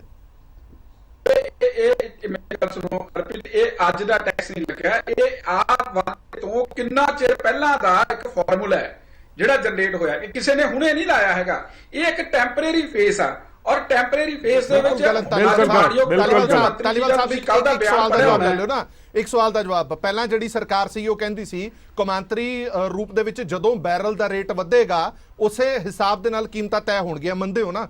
ਉਸ ਬੈਰਲ ਦਾ ਰੇਟ ਅੱਜ ਕੀ ਹੈ ਤੇ ਤੁਸੀਂ ਦੇ ਕੀ ਰਹੇ ਹੋ? ਜਦੋਂ 2014 ਚ ਕੀ ਸੀ ਤੇ ਉਦੋਂ ਰੇਟ ਕੀ ਮਿਲਦਾ ਸੀਗਾ? ਮੇਰੇ ਕੋਲ ਅੰਕੜੇ ਨੇ, ਮੈਂ ਤੁਹਾਨੂੰ ਅੰਕੜੇ ਵੀ ਦਿਖਾ ਦਿੰਨਾ। ਕੌਮਾਂਤਰੀ ਬਾਜ਼ਾਰ ਦੇ ਵਿੱਚ ਜਦੋਂ ਕੱਚੇ ਤੇਲ ਦੀਆਂ ਕੀਮਤਾਂ ਘਟਦੀਆਂ ਨੇ ਤਾਂ ਤੁਸੀਂ ਕਹਿੰਦੇ ਹੋ ਕਿ ਅਸੀਂ ਆਮ ਲੋਕਾਂ ਨੂੰ ਰਾਹਤ ਦਾਂਗੇ। ਕੋਈ ਇੱਕ ਦਿਨ ਵੀ ਮੈਨੂੰ ਐਸਾ ਦੱਸ ਦਿਓ 6 ਸਾਲਾਂ ਦੇ ਵਿੱਚ ਜਦੋਂ ਕੌਮਾਂਤਰੀ ਬਾਜ਼ਾਰ ਦੇ ਵਿੱਚ ਰੇਟ ਘਟੇ, ਹੁਣ ਤੁਸੀਂ ਰੇਟ ਘਟਾਇਆ ਹੋਵੇ। ਜੇ ਤੁਹਾਨੂੰ ਯਾਦ ਹੋਵੇ ਇੱਕ ਦਿਨ ਤਾਂ ਮੈਨੂੰ ਯਾਦ ਕਰਾ ਦਿਓ, ਮੈਂ ਅੰਕੜੇ ਦੀ ਪੂਰੀ ਲਿਸਟ ਤੁਹਾਡੇ ਸਾਹਮਣੇ ਰੱਖਣ ਲੱਗਾ। ਇੱਕ ਮਿੰਟ ਉਹਨਾਂ ਨੂੰ ਬੋਲ ਲੈਣ ਦਿਓ। ਜੀ ਤੁਸੀਂ ਮੇਰੀ ਗੱਲ ਸੁਣੋ, GST ਤੋਂ ਬਾਅਦ ਦੇ ਆંકੜੇ ਚੱਕੋ, ਤੁਸੀਂ ਉਸ ਤੋਂ ਪਹਿਲਾਂ ਦੇ ਆંકੜੇ ਚੱਕ ਰਹੇ ਹੋ। GST ਤੋਂ ਪਹਿਲਾਂ ਦੀ ਗੱਲ ਜਦੋਂ ਤੁਸੀਂ GST ਤੋਂ ਬਾਅਦ ਜਦੋਂ ਰੇਟ ਵਧਿਆ ਜਦੋਂ ਰੇਟ ਘਟਿਆ, ਫਾਰਮੂਲਾ ਇੱਕ ਹੀ ਹੈ, ਟੈਕਸਿਸ ਨਹੀਂ ਲੱਗੇ, ਦੁਬਾਰਾ ਟੈਕਸਿਸ ਕਿਸੇ ਨੇ ਨਹੀਂ ਲਾਏ, ਨਾ ਸਟੇਟ ਗਵਰਨਮੈਂਟਸ ਨੇ ਲਾਏ, ਨਾ ਸੈਂਟਰ ਗਵਰਨਮੈਂਟ ਨੇ ਲਾਏ। ਮੇਰੀ ਗੱਲ ਪੂਰੀ ਹੋ ਲੈਣ ਦਿਓ ਪਲੀਜ਼।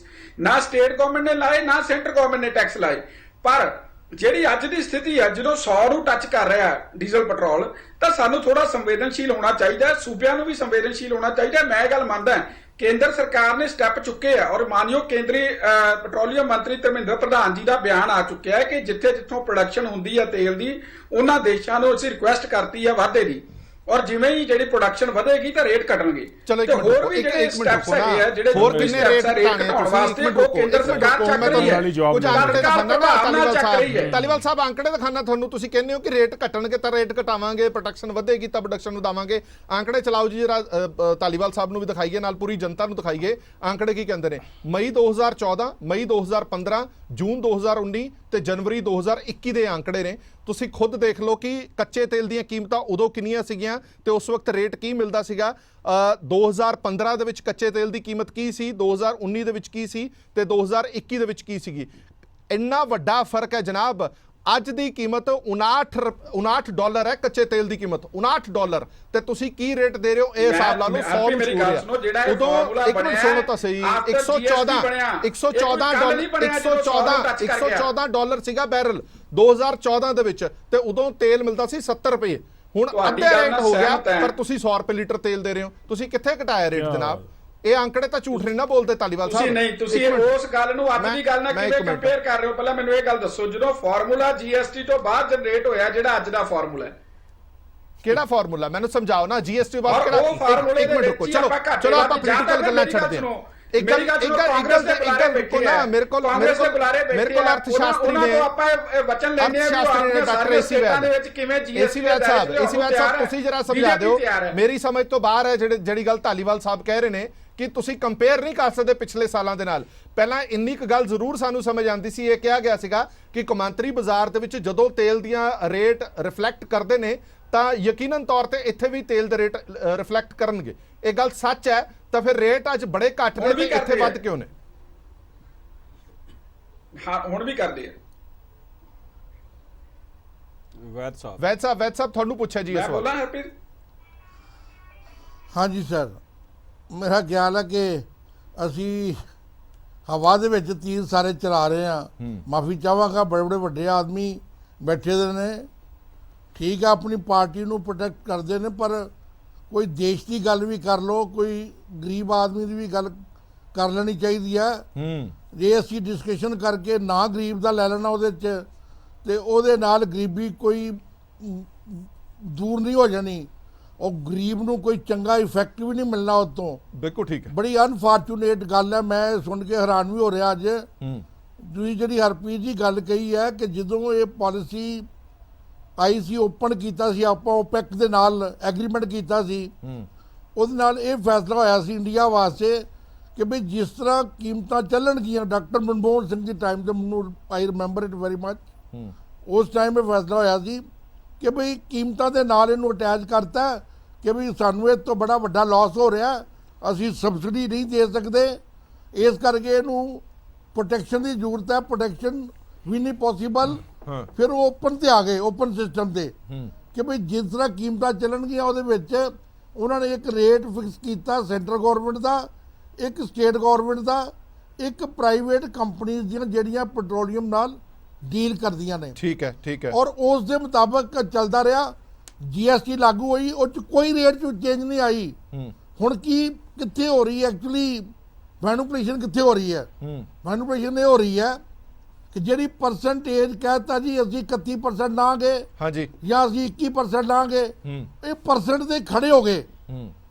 ਜਦੋਂ ਰੇਟ ਘਟਦਾ ਉਹਨੂੰ ਇਹ ਘਟਾਉਂਦੇ ਨਹੀਂ, ਟੈਕਸ ਰੇਟ ਜਿਹੜੇ ਨੇ ਉਹ ਉਹੇ ਲਈ ਜਾਂਦੇ ਜੋ ਪਹਿਲਾਂ ਲੈ ਰਹੇ ਸੀ, ਇਹ ਗਲਤ ਗੱਲ ਚਾਹੇ ਉਹ ਐਕਸਾਈਜ਼ ਡਿਊਟੀ ਹੈ, ਚਾਹੇ ਉਹ ਵੈਲਿਊ ਐਡਡ ਹੈ। ਜਦੋਂ ਕੀਮਤਾਂ ਜਦੋਂ ਇੰਟਰਨੈਸ਼ਨਲ ਮਾਰਕੀਟ 'ਚ ਕੀਮਤਾਂ ਘਟ ਜਾਂਦੀਆਂ ਨੇ, ਉਹ ਰੇਟ ਘਟਾਉਂਦੇ ਨੇ, ਉਦੋਂ ਬੈਨੀਫਿਟ ਦਿੰਦੇ ਨਹੀਂ, ਅੱਗੋਂ ਆਪਣੀਆਂ ਟੈਕਸ ਕਲੈਕਟ ਕਰੀ ਜਾਂਦੇ ਆ ਸੇਮ ਰੇਟ ਤੇ, ਵਿਚ ਇਜ਼ ਵੈਰੀ ਅਨਫੋਰਚੂਨੇਟ। ਦੇਖੋ ਇਸ ਗੱਲ ਨੂੰ ਮੰਨ ਲੈਣਾ ਚਾਹੀਦਾ ਸਾਨੂੰ ਕਿ ਬਈ ਪੈਟਰੋਲ ਡੀਜ਼ਲ ਨਾਲ ਹਰ ਚੀਜ਼ ਲਿੰਕਡ ਹੈ। ਮੈਂ ਗੱਲ ਪਰ ਛੱਡ ਦਿਓ ਤੁਸੀਂ ਕੰਜ਼ਿਊਮਰ ਦੀ ਗੱਲ, ਕਸਟਮਰ ਦੀ ਛੱਡ ਦਿਓ, ਸਾਨੂੰ ਸਾਈਕਲ ਚਲਾਉਣਾ ਪਵੇ ਜਾਂ ਪੈਦਲ ਜਾਣਾ ਪਏ ਜਾਵਾਂਗੇ, ਪਰ ਜਿਹੜੀ ਐਗਰੀਕਲਚਰ ਬੇਸਡ ਹੈ, ਇੰਡਸਟਰੀ ਬੇਸਡ ਹੈ, ਜਿਹੜੀ ਇਨਫਰਾਸਟ੍ਰਕਚਰ ਬੇਸਡ ਹੈ, ਉਹਦੇ ਵਾਸਤੇ ਤੇ ਕੁਝ ਸਾਨੂੰ ਰਹਿਮ ਖਾਣਾ ਚਾਹੀਦਾ ਕਿ ਨਹੀਂ ਖਾਣਾ ਚਾਹੀਦਾ? ਬਿਲਕੁਲ। ਅਸੀਂ ਗੱਲ ਕਰਦੇ ਹਾਂ ਡਿਵੈਲਪਮੈਂਟ ਦੀ, ਅਸੀਂ ਗੱਲ ਕਰਦੇ ਹਾਂ ਦੇ ਨਾਲ ਕਿਸਾਨ ਹੱਥੀ ਥੋੜੀ ਬਣਾਇਆ ਜਾਂਦਾ ਹੈ। ਫਲਾਣੇ ਦੀ ਇਨਕਮ ਅਸੀਂ ਡਬਲ ਕਰ ਦਿਆਂਗੇ, ਲਈ ਕਰ ਕੀ ਰਹੇ ਫਲਾਣੇ ਦੀ ਇਨਕਮ ਆਪਾਂ ਤਿੰਨ ਗੁਣਾ ਕਰ ਦਿਆਂਗੇ। ਇੱਕ ਸਵਾਲ ਦਾ ਜਵਾਬ ਛੋਟਾ ਜਿਹਾ ਦਿਓ ਕਿ ਇੱਕ ਪੱਖੀ ਹੋਣਾ ਚਾਹੀਦਾ ਕਿ ਸਿਰਫ ਸੂਬਾ ਸਰਕਾਰ ਘਟਾਵੇ ਜਾਂ ਸਿਰਫ ਕੇਂਦਰ ਸਰਕਾਰ ਘਟਾਵੇ ਜਾਂ ਦੋਵੇਂ ਸਰਕਾਰਾਂ ਘਟਾਣ ਤਾਂ ਇਹਦਾ ਅਸਰ ਪਵੇਗਾ ਲੋਕਾਂ ਤੇ? ਤੁਸੀਂ ਮੈਨੂੰ ਸਾਰੇ ਇੱਕ ਗੱਲ ਦਾ ਛੋਟਾ ਜਿਹਾ ਮੈਂ ਸਵਾਲ ਪੁੱਛਣ ਲੱਗਾ ਜੀ। ਇੱਕ ਫੈਮਿਲੀ ਦੇ ਵਿੱਚ ਡਿਸੀਜਨ ਮੇਕਿੰਗ ਕਿਹਦੇ ਕੋਲ ਹੁੰਦੀ ਹੈ? ਫਾਦਰ ਕੋਲ। ਬਿਲਕੁਲ। ਔਰ ਫਾਦਰ ਕੌਣ ਹੈ? Central government. ਇਹ ਬਾਕੀ ਸਾਰੇ ਪੁੱਤਰ ਨੇ ਸਟੇਟਾਂ ਜਿਹੜੀਆਂ ਨੇ। ਜੇ ਅਗਰ ਸੈਂਟਰਲ ਗਵਰਨਮੈਂਟ ਇਨੀਸ਼ੀਏਟਿਵ ਲਏਗੀ ਕਿ ਲਓ ਜੀ ਅਸੀਂ ਆਪਣੀ ਐਕਸਾਈਜ਼ ਘਟਾ ਰਹੇ ਹਾਂ, ਸਟੇਟ ਗਵਰਨਮੈਂਟ ਜੇ ਨਹੀਂ ਘਟਾਣਗੇ ਤੇ ਲੋਕ ਪਬਲਿਕ ਉਹਨਾਂ ਦੀ ਹਾਲਤ ਖਰਾਬ ਕਰ ਦੇਗੀ। तो इनिशिएटिव मैं हमेशा ही कहना इनिशिएटिव सेंटर तो आना चाहिए, भावें वो ज्यादा नहीं 5% 6% घटा देन, काफी 2-3% स्टेटा घटा देन, 8% 10% जो घट गया, एक अद्धा परसेंटेज कंपनियां घटा देन। जे 10% भी घटेगी सर कीमत 100 रुपए का 10 रुपए घट के 90 रुपए आ जाता है। और वो भी जे तुसी जैनुअन होकर चलना है, जे मान लो 60 रुपये रेट है बाहर, 32 रुपये है, भाई तुम 50 रुपये ला लो टोटल, ਏਡੀ ਮਾਰ ਤਾਂ ਤੁਹਾਡੇ ਕੋਲ ਮਾਰੋ ਕਹਿੰਦੇ ਜੀ ਇਹੋ ਹੀ ਸੋਚ ਬਿਲਕੁਲ 30 ਰੁਪਏ ਬੇਸ ਪ੍ਰਾਈਸ ਹੋਵੇ ਤੇ ਉੱਤੋਂ 70 ਰੁਪਏ ਟੈਕਸਸ ਦਾ ਨਿਕਲ ਜਾਵੇ ਇਹ ਤੋਂ ਵੱਡੀ ਮੁਸ਼ਕਿਲ ਕੀ ਗੱਲ ਹੈ। ਮੈਂ ਇੱਕ ਮਿੰਟ ਵਾਪਸ ਆਣਾ ਵੈਦ ਸਾਹਿਬ ਹਰਪ੍ਰੀਤ ਜੀ ਜੀ ਜੀ ਜੀ ਜੀ ਮੈਂ ਸ਼ੁਰੂ ਤੋਂ ਇੱਕ ਗੱਲ ਕਹਿ ਰਿਹਾ ਸੀ, ਤੁਹਾਨੂੰ ਯਾਦ ਹੋਣਾ ਜੀ ਜੀ ਜੀ ਜਦੋਂ ਇਹ ਕਾਂਗਰਸ ਸਰਕਾਰ ਆਪਣੇ ਬਣੀ ਹੈ ਹਾਂਜੀ ਹਾਂਜੀ ਪੰਜਾਬ 'ਚ ਜੀ ਬਈ ਇਹਨਾਂ ਨੂੰ 1.5 ਸਾਲ ਦਿਓ। ਹਾਂ ਹਾਂ ਹਾਂ ਬਈ ਹੁਣ ਤੇ 1.5 ਸਾਲ ਹੋ ਗਿਆ, ਹੁਣ ਇਹਨਾਂ ਕੋਲ ਨਹੀਂ ਆਰਗੂਮੈਂਟ ਹੋਣਾ ਚਾਹੀਦਾ। ਹੁਣ ਤਾਂ ਸਾਲ ਰਿਹਾ ਵੀ ਨਹੀਂ ਪੂਰਾ ਦੇਣ ਦੇ ਤਾਂ ਦੂਰ ਦੀ ਗੱਲ ਹੁਣ ਤਾਂ ਰਿਹਾ ਵੀ ਨਹੀਂ। ਠੀਕ ਹੈ, ਮੈਂ ਇੱਕ ਮਿੰਟ ਵਾਪਸ ਆਣਾ ਚੰਦੂ ਮਾਇਰਾ ਸਾਹਿਬ ਤੋਂ ਜਵਾਬ ਦੇਣਾ। ਚੰਦੂ ਮਾਇਰਾ ਸਾਹਿਬ, ਮੈਨੂੰ ਲੱਗਦਾ ਹੈ ਕਿ ਪੰਜਾਬ ਨੂੰ ਦੋਹਰੀ ਮਾਰ ਪੈਂਦੀ ਹੈ। ਦੋਹਰੀ ਮਾਰ ਇਸ ਕਰਕੇ ਪੈਂਦੀ ਹੈ ਜਦੋਂ ਪੰਜਾਬ ਦੇ ਵਿੱਚ ਕੀਮਤਾਂ ਵੱਧ ਨੇ, ਇਸ ਦੀ ਤਾਂ ਮਾਰ ਚਲੋ ਪੈ ਰਹੀ ਹੈ, ਪਰ ਸਾਡੇ ਗੁਆਂਢੀ ਸੂਬੇ ਨੇ ਜਿਹੜੇ, ਭਾਵੇਂ ਉਹ ਹਰਿਆਣਾ ਹੋਵੇ, ਹਿਮਾਚਲ ਹੋਵੇ, ਜ਼ਿਆਦਾ ਦੂਰ ਨਾ ਜਾਓ, ਇੱਥੋਂ 5 ਕਿਲੋਮੀਟਰ ਚੰਡੀਗੜ੍ਹ ਪਿਆ। ਚੰਡੀਗੜ੍ਹ ਹੋਵੇ ਜਿੱਥੇ ਕੀਮਤਾਂ ਘੱਟ ਨੇ, ਜਿਹੜੇ ਬਾਰਡਰ ਤੇ ਪੈਟਰੋਲ ਪੰਪ ਨੇ ਉਹਨਾਂ ਦਾ ਤਾਂ ਬੁਰਾ ਹਾਲ ਹੋਇਆ। ਸਾਡਾ ਰੈਵਨਿਊ ਕਿੱਥੇ ਜਾ ਰਿਹਾ? ਸਾਡਾ ਰੈਵਨਿਊ ਬਾਹਰਲੇ ਸੂਬਿਆਂ ਤੱਕ ਜਾ ਰਿਹਾ, ਸਾਡਾ ਰੈਵਨਿਊ ਜਾ ਰਿਹਾ ਚੰਡੀਗੜ੍ਹ ਦੇ ਵਿੱਚ। ਖਪਤ ਇੱਥੇ ਵੱਧ ਹੈ ਪਰ ਰੈਵਨਿਊ ਇੱਥੇ ਘੱਟ ਹੈ। ਤੁਹਾਨੂੰ ਲੱਗਦਾ ਹੈ ਕਿ ਜੇ ਸਰਕਾਰ ਇੱਥੇ ਰੇਟ ਘਟਾਵੇ ਤਾਂ ਜਿੰਨਾ ਘਾਟਾ ਪੈਣਾ ਉਸ ਤੋਂ ਵੱਧ ਆ ਜਾਣਾ ਰੈਵਨਿਊ ਸਰਕਾਰ ਕੋਲ? ਬਿਲਕੁਲ ਹਰਪ੍ਰੀਤ ਜੀ, ਐਕਚੁਅਲੀ ਇਹ ਮਿਸਮੈਨੇਜਮੈਂਟ ਹੀ ਆ ਤੇ ਰੈਵਨਿਊ ਵਾਲਾ ਵੀ ਜਿਹੜਾ ਇਹਨਾਂ ਦਾ ਬਿਲਕੁਲ ਤੁਹਾਡਾ ਪੁਆਇੰਟ ਸਹੀ ਆ। ਜਦੋਂ ਆਂਢ ਗੁਆਂਢ ਦੇ ਸੂਬਿਆਂ ਦੇ ਵਿੱਚ ਰੇਟ ਘੱਟ ਨੇ ਤਾਂ ਲੋਕ ਇੱਥੋਂ ਕਿੰਨੀ ਵੱਡੀ ਗਿਣਤੀ ਦੇ ਵਿੱਚ ਉੱਥੋਂ ਜਾ ਕੇ ਤੇਲ ਪਵਾ ਕੇ ਲੈ ਕੇ ਆਉਂਦੇ ਆ। ਦੂਜਾ ਹਰਪ੍ਰੀਤ ਜੀ, ਮੈਂ ਇੱਕ ਪੁਆਇੰਟ ਦੱਸਣਾ ਚਾਹੁੰਦਾ ਜਿਹੜਾ ਬਾਲੀ ਜੀ ਇਹਦਾ ਜਵਾਬ ਦੇ ਸਕਦੇ ਆ।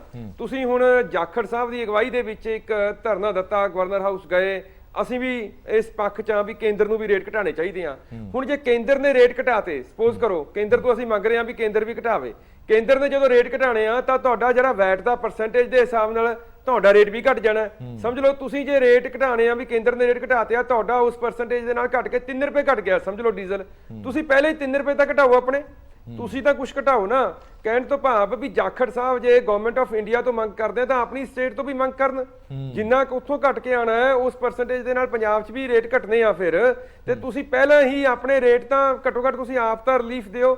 ਇਹ ਚਾਹੁੰਦੇ ਨੇ, ਦੇਖੋ ਜਿਵੇਂ ਇਹਨਾਂ ਨੇ ਆਪ ਇਹਨਾਂ ਦੇ ਮੂੰਹ ਤੋਂ ਨਿਕਲ ਰਿਹਾ ਸੀ, ਇਹਨਾਂ ਦੇ ਵਜ਼ੀਰ ਕਹਿੰਦੇ ਨੇ ਵੀ ਟੈਕਸ ਕਲੈਕਸ਼ਨ ਕਿੱਥੋਂ ਹੋਊਗੀ। ਇਹਦਾ ਮਤਲਬ ਇਹ ਸਾਰਾ ਸਿਰਫ ਅਖਬਾਰੀ ਖਬਰਾਂ ਵਾਸਤੇ ਕਰ ਰਹੇ ਆ, ਟੈਕਸ ਕਲੈਕਸ਼ਨ ਵਾਸਤੇ ਚਾਹੁੰਦੇ ਆ ਵੀ ਦਿੱਲੀ ਰੇਟ ਨਾ ਘਟਾਵੇ ਤਾਂ ਕਿ ਸਾਨੂੰ ਵੈਟ ਵੱਧ ਪਰਸੈਂਟ ਦੇ ਉੱਤੇ ਉਨਾ ਹੀ ਵੱਧ ਰੇਟ ਆਉਂਦਾ ਰਹੇ ਜਿੰਨਾ ਦਿੱਲੀ ਦਾ ਰੇਟ ਵੱਧ ਹੋਊਗਾ।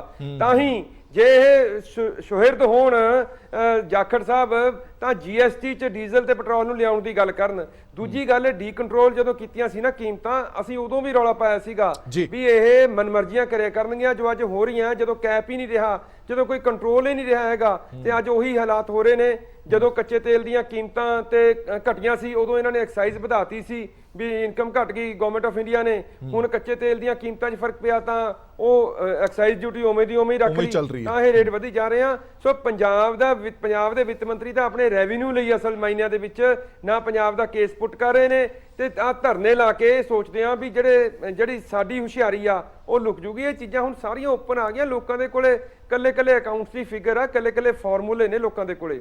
ਅੱਜ ਵਿਧਾਨ ਸਭਾ ਦੇ ਵਿੱਚ ਵੀ ਅਸੀਂ ਇਹੀ ਗੱਲ ਰੱਖੀ, ਜੇ ਸਹੀ ਹੁੰਦੇ ਤਾਂ ਵਿਧਾਨ ਸਭਾ ਵਿੱਚ ਜਦੋਂ 0 ਆਵਰ 'ਚ ਅਸੀਂ ਮੁੱਦਾ ਚੱਕਿਆ ਸੀ ਤਾਂ ਹਿੱਕ ਤਾਣ ਕੇ ਕਹਿੰਦੇ ਉੱਥੇ ਵਿੱਤ ਮੰਤਰੀ ਜੀ ਖੜੇ ਹੁੰਦੇ, ਜਵਾਬ ਦਿੰਦੇ, ਕਲੈਰੀਫਿਕੇਸ਼ਨ ਦਿੰਦੇ ਵੀ ਅਸੀਂ ਵੈਟ ਘਟਾ ਰਹੇ ਆ ਜਾਂ ਵੈਟ ਕਿਉਂ ਨਹੀਂ ਘਟਾ ਰਹੇ, ਉੱਥੇ ਗੱਲ ਕਰਦੇ ਨਾ, ਬਹਿਸ ਕਰਦੇ। ਜੇ ਬਾਲੀ ਜੀ ਮੈਂ ਤੁਹਾਡੇ ਨਾਲ ਬਿਲਕੁਲ ਸਹਿਮਤ ਹਾਂ, ਤੁਸੀਂ ਇੱਕ ਕੰਮ ਕਰਦੇ ਹੋ, ਕੱਲ ਇਸ ਮੁੱਦੇ ਦੇ ਉੱਤੇ ਅਸੀਂ ਡਿਸਕਸ਼ਨ ਚਾਹੁੰਦੇ ਹਾਂ, ਸਪੀਕਰ ਸਾਹਿਬ ਨੂੰ ਬਾਰ-ਬਾਰ ਕਹਿ ਚੁੱਕੇ ਹਾਂ, ਡਿਸਕਸ਼ਨ ਕਰਾਓ ਇਸ ਮੁੱਦੇ ਦੇ ਉੱਤੇ, ਅਸੀਂ ਆਪਣੇ ਤੱਥ ਰੱਖਾਂਗੇ, ਜੇ ਤੁਹਾਡੀ ਗਵਰਨਮੈਂਟ ਸਹੀ ਆ ਉਹ ਆਪਣੇ ਤੱਥ ਰੱਖੇ। ਬਿਲਕੁਲ ਠੀਕ ਹੈ, ਕਿਉਂਕਿ ਬੜਾ ਜ਼ਰੂਰੀ ਹੈ ਕਿ ਇਹ ਲੋਕਾਂ ਦੇ ਮੁੱਦੇ ਨੇ। ਅਕਸਰ ਹੀ ਸਪੀਕਰ ਸਾਹਿਬ ਵੱਲੋਂ ਜਾਂ ਵਿਧਾਨ ਸਭਾ ਦੇ ਵਿੱਚ ਇਹ ਕਿਹਾ ਜਾਂਦਾ ਕਿ ਇਹ ਕਰੰਟ ਮੁੱਦਾ ਨਹੀਂ ਹੈਗਾ, ਇਹ ਚਲੰਤ ਮੁੱਦਾ ਨਹੀਂ ਹੈਗਾ, ਇਸ ਕਰਕੇ ਇਸ ਤੇ ਕੋਈ ਚਰਚਾ ਹੋ ਨਹੀਂ ਸਕਦੀ। ਇਹ ਇਸ ਤੋਂ ਵੱਡਾ ਹੋਰ ਮੁੱਦਾ ਕੀ ਹੋ ਸਕਦਾ ਜਿਹੜਾ ਹਰ ਆਮ ਖਾਸ ਨਾਲ ਜੁੜਿਆ ਹੋਇਆ ਹੈ? ਇਸ ਤੋਂ ਵੱਡਾ ਮੁੱਦਾ ਕੋਈ ਹੋਰ ਹੋ ਹੀ ਨਹੀਂ ਸਕਦਾ। ਚਲੋ ਪੋਲੀਟੀਕਲ ਲੋਕਾਂ ਦੀ ਗੱਲਾਂ ਛੱਡਦੇ ਆ, ਮੇਰੇ ਕੋਲ ਇੱਕ ਹੋਰ ਮਹਿਮਾਨ ਨੇ, ਮੇਰੇ ਨਾਲ ਗੁਰਮੀਤ ਮੌਂਟੀ ਸਹਿਗਲ ਜੁੜੇ ਹੋਏ ਨੇ, ਬੁਲਾਰ ਨੇ ਪੈਟਰੋਲ ਪੰਪ ਐਸੋਸੀਏਸ਼ਨ ਦੇ। ਮੌਂਟੀ ਸਾਹਿਬ ਮੇਰੀ ਆਵਾਜ਼ ਤੁਹਾਨੂੰ ਆ ਰਹੀ ਹੈ? ਜੀ ਆ ਰਹੀ ਹੈ ਜੀ ਹਰਪ੍ਰੀਤ ਜੀ। ਸਹਿਗਲ ਸਾਹਿਬ ਜਰਾ ਜਿਹਾ ਇਹ ਹਿਸਾਬ ਕਿਤਾਬ ਸਮਝਾਓ। ਇਹ ਸਰਕਾਰ ਕਹਿ ਰਹੀ ਹੈ ਕਿ ਸਾਡੇ ਹੱਥ ਬੰਨੇ ਹੋਏ ਨੇ, ਸਾਡੇ ਕੋਲ ਕਮਾਈ ਦੇ ਕੋਈ ਵਸੀਲੇ ਨਹੀਂ ਨੇ, ਸਾਡੇ ਕੋਲ ਇਹੀ ਵਸੀਲਾ ਹੈ, ਅਸੀਂ ਇੱਥੋਂ ਹੀ ਕਮਾਣਾ ਹੈ, ਇੱਥੋਂ ਹੀ ਅਸੀਂ ਗੁਜ਼ਾਰਾ ਕਰਨਾ ਹੈ, ਅਸੀਂ ਪੂਰਾ ਸੂਬਾ ਚਲਾਣਾ ਹੈ। ਇਹਦੇ ਨਾਲ ਫਰਕ ਪੈਂਦਾ ਹੈ ਕਿ ਗੁਆਂਢੀ ਸੂਬਿਆਂ ਦੇ ਵਿੱਚ ਰੇਟ ਘੱਟ ਨੇ, ਚੰਡੀਗੜ੍ਹ ਰੇਟ ਘੱਟ ਨੇ, ਇਹਦੇ ਨਾਲ ਡੀਲਰਾਂ ਨੂੰ ਕਿੰਨਾ ਕੁ ਫਰਕ ਪੈਂਦਾ? ਚਲੋ ਡੀਲਰਾਂ ਨੂੰ ਪਵੇ, ਆਮ ਜਨਤਾ ਨੂੰ ਕੋਈ ਫਰਕ ਪਏਗਾ ਇਹਦੇ ਨਾਲ ਜੇ ਰੇਟ ਘਟਾਉਂਦੇ ਨੇ ਤਾਂ?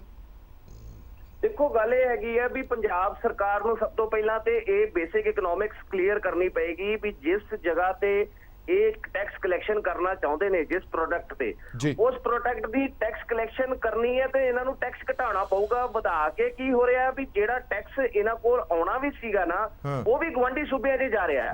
ਇਹਨਾਂ ਦਾ ਟ੍ਰੇਡ ਜਿਹੜਾ ਹੈ ਸਾਰਾ ਸ਼ਿਫਟ ਹੋ ਕੇ ਨਾਲ ਦੇ ਸੂਬਿਆਂ 'ਚ ਜਾ ਰਿਹਾ ਹੈ, ਹਰਿਆਣੇ ਜਾ ਰਿਹਾ, ਚੰਡੀਗੜ੍ਹ ਜਾ ਰਿਹਾ, ਹਿਮਾਚਲ ਜਾ ਰਿਹਾ, ਕਿਉਂਕਿ ਇੱਥੇ 4-5 ਰੁਪਏ ਲੀਟਰ ਪੈਟਰੋਲ ਡੀਜ਼ਲ ਸਸਤਾ ਹੈ।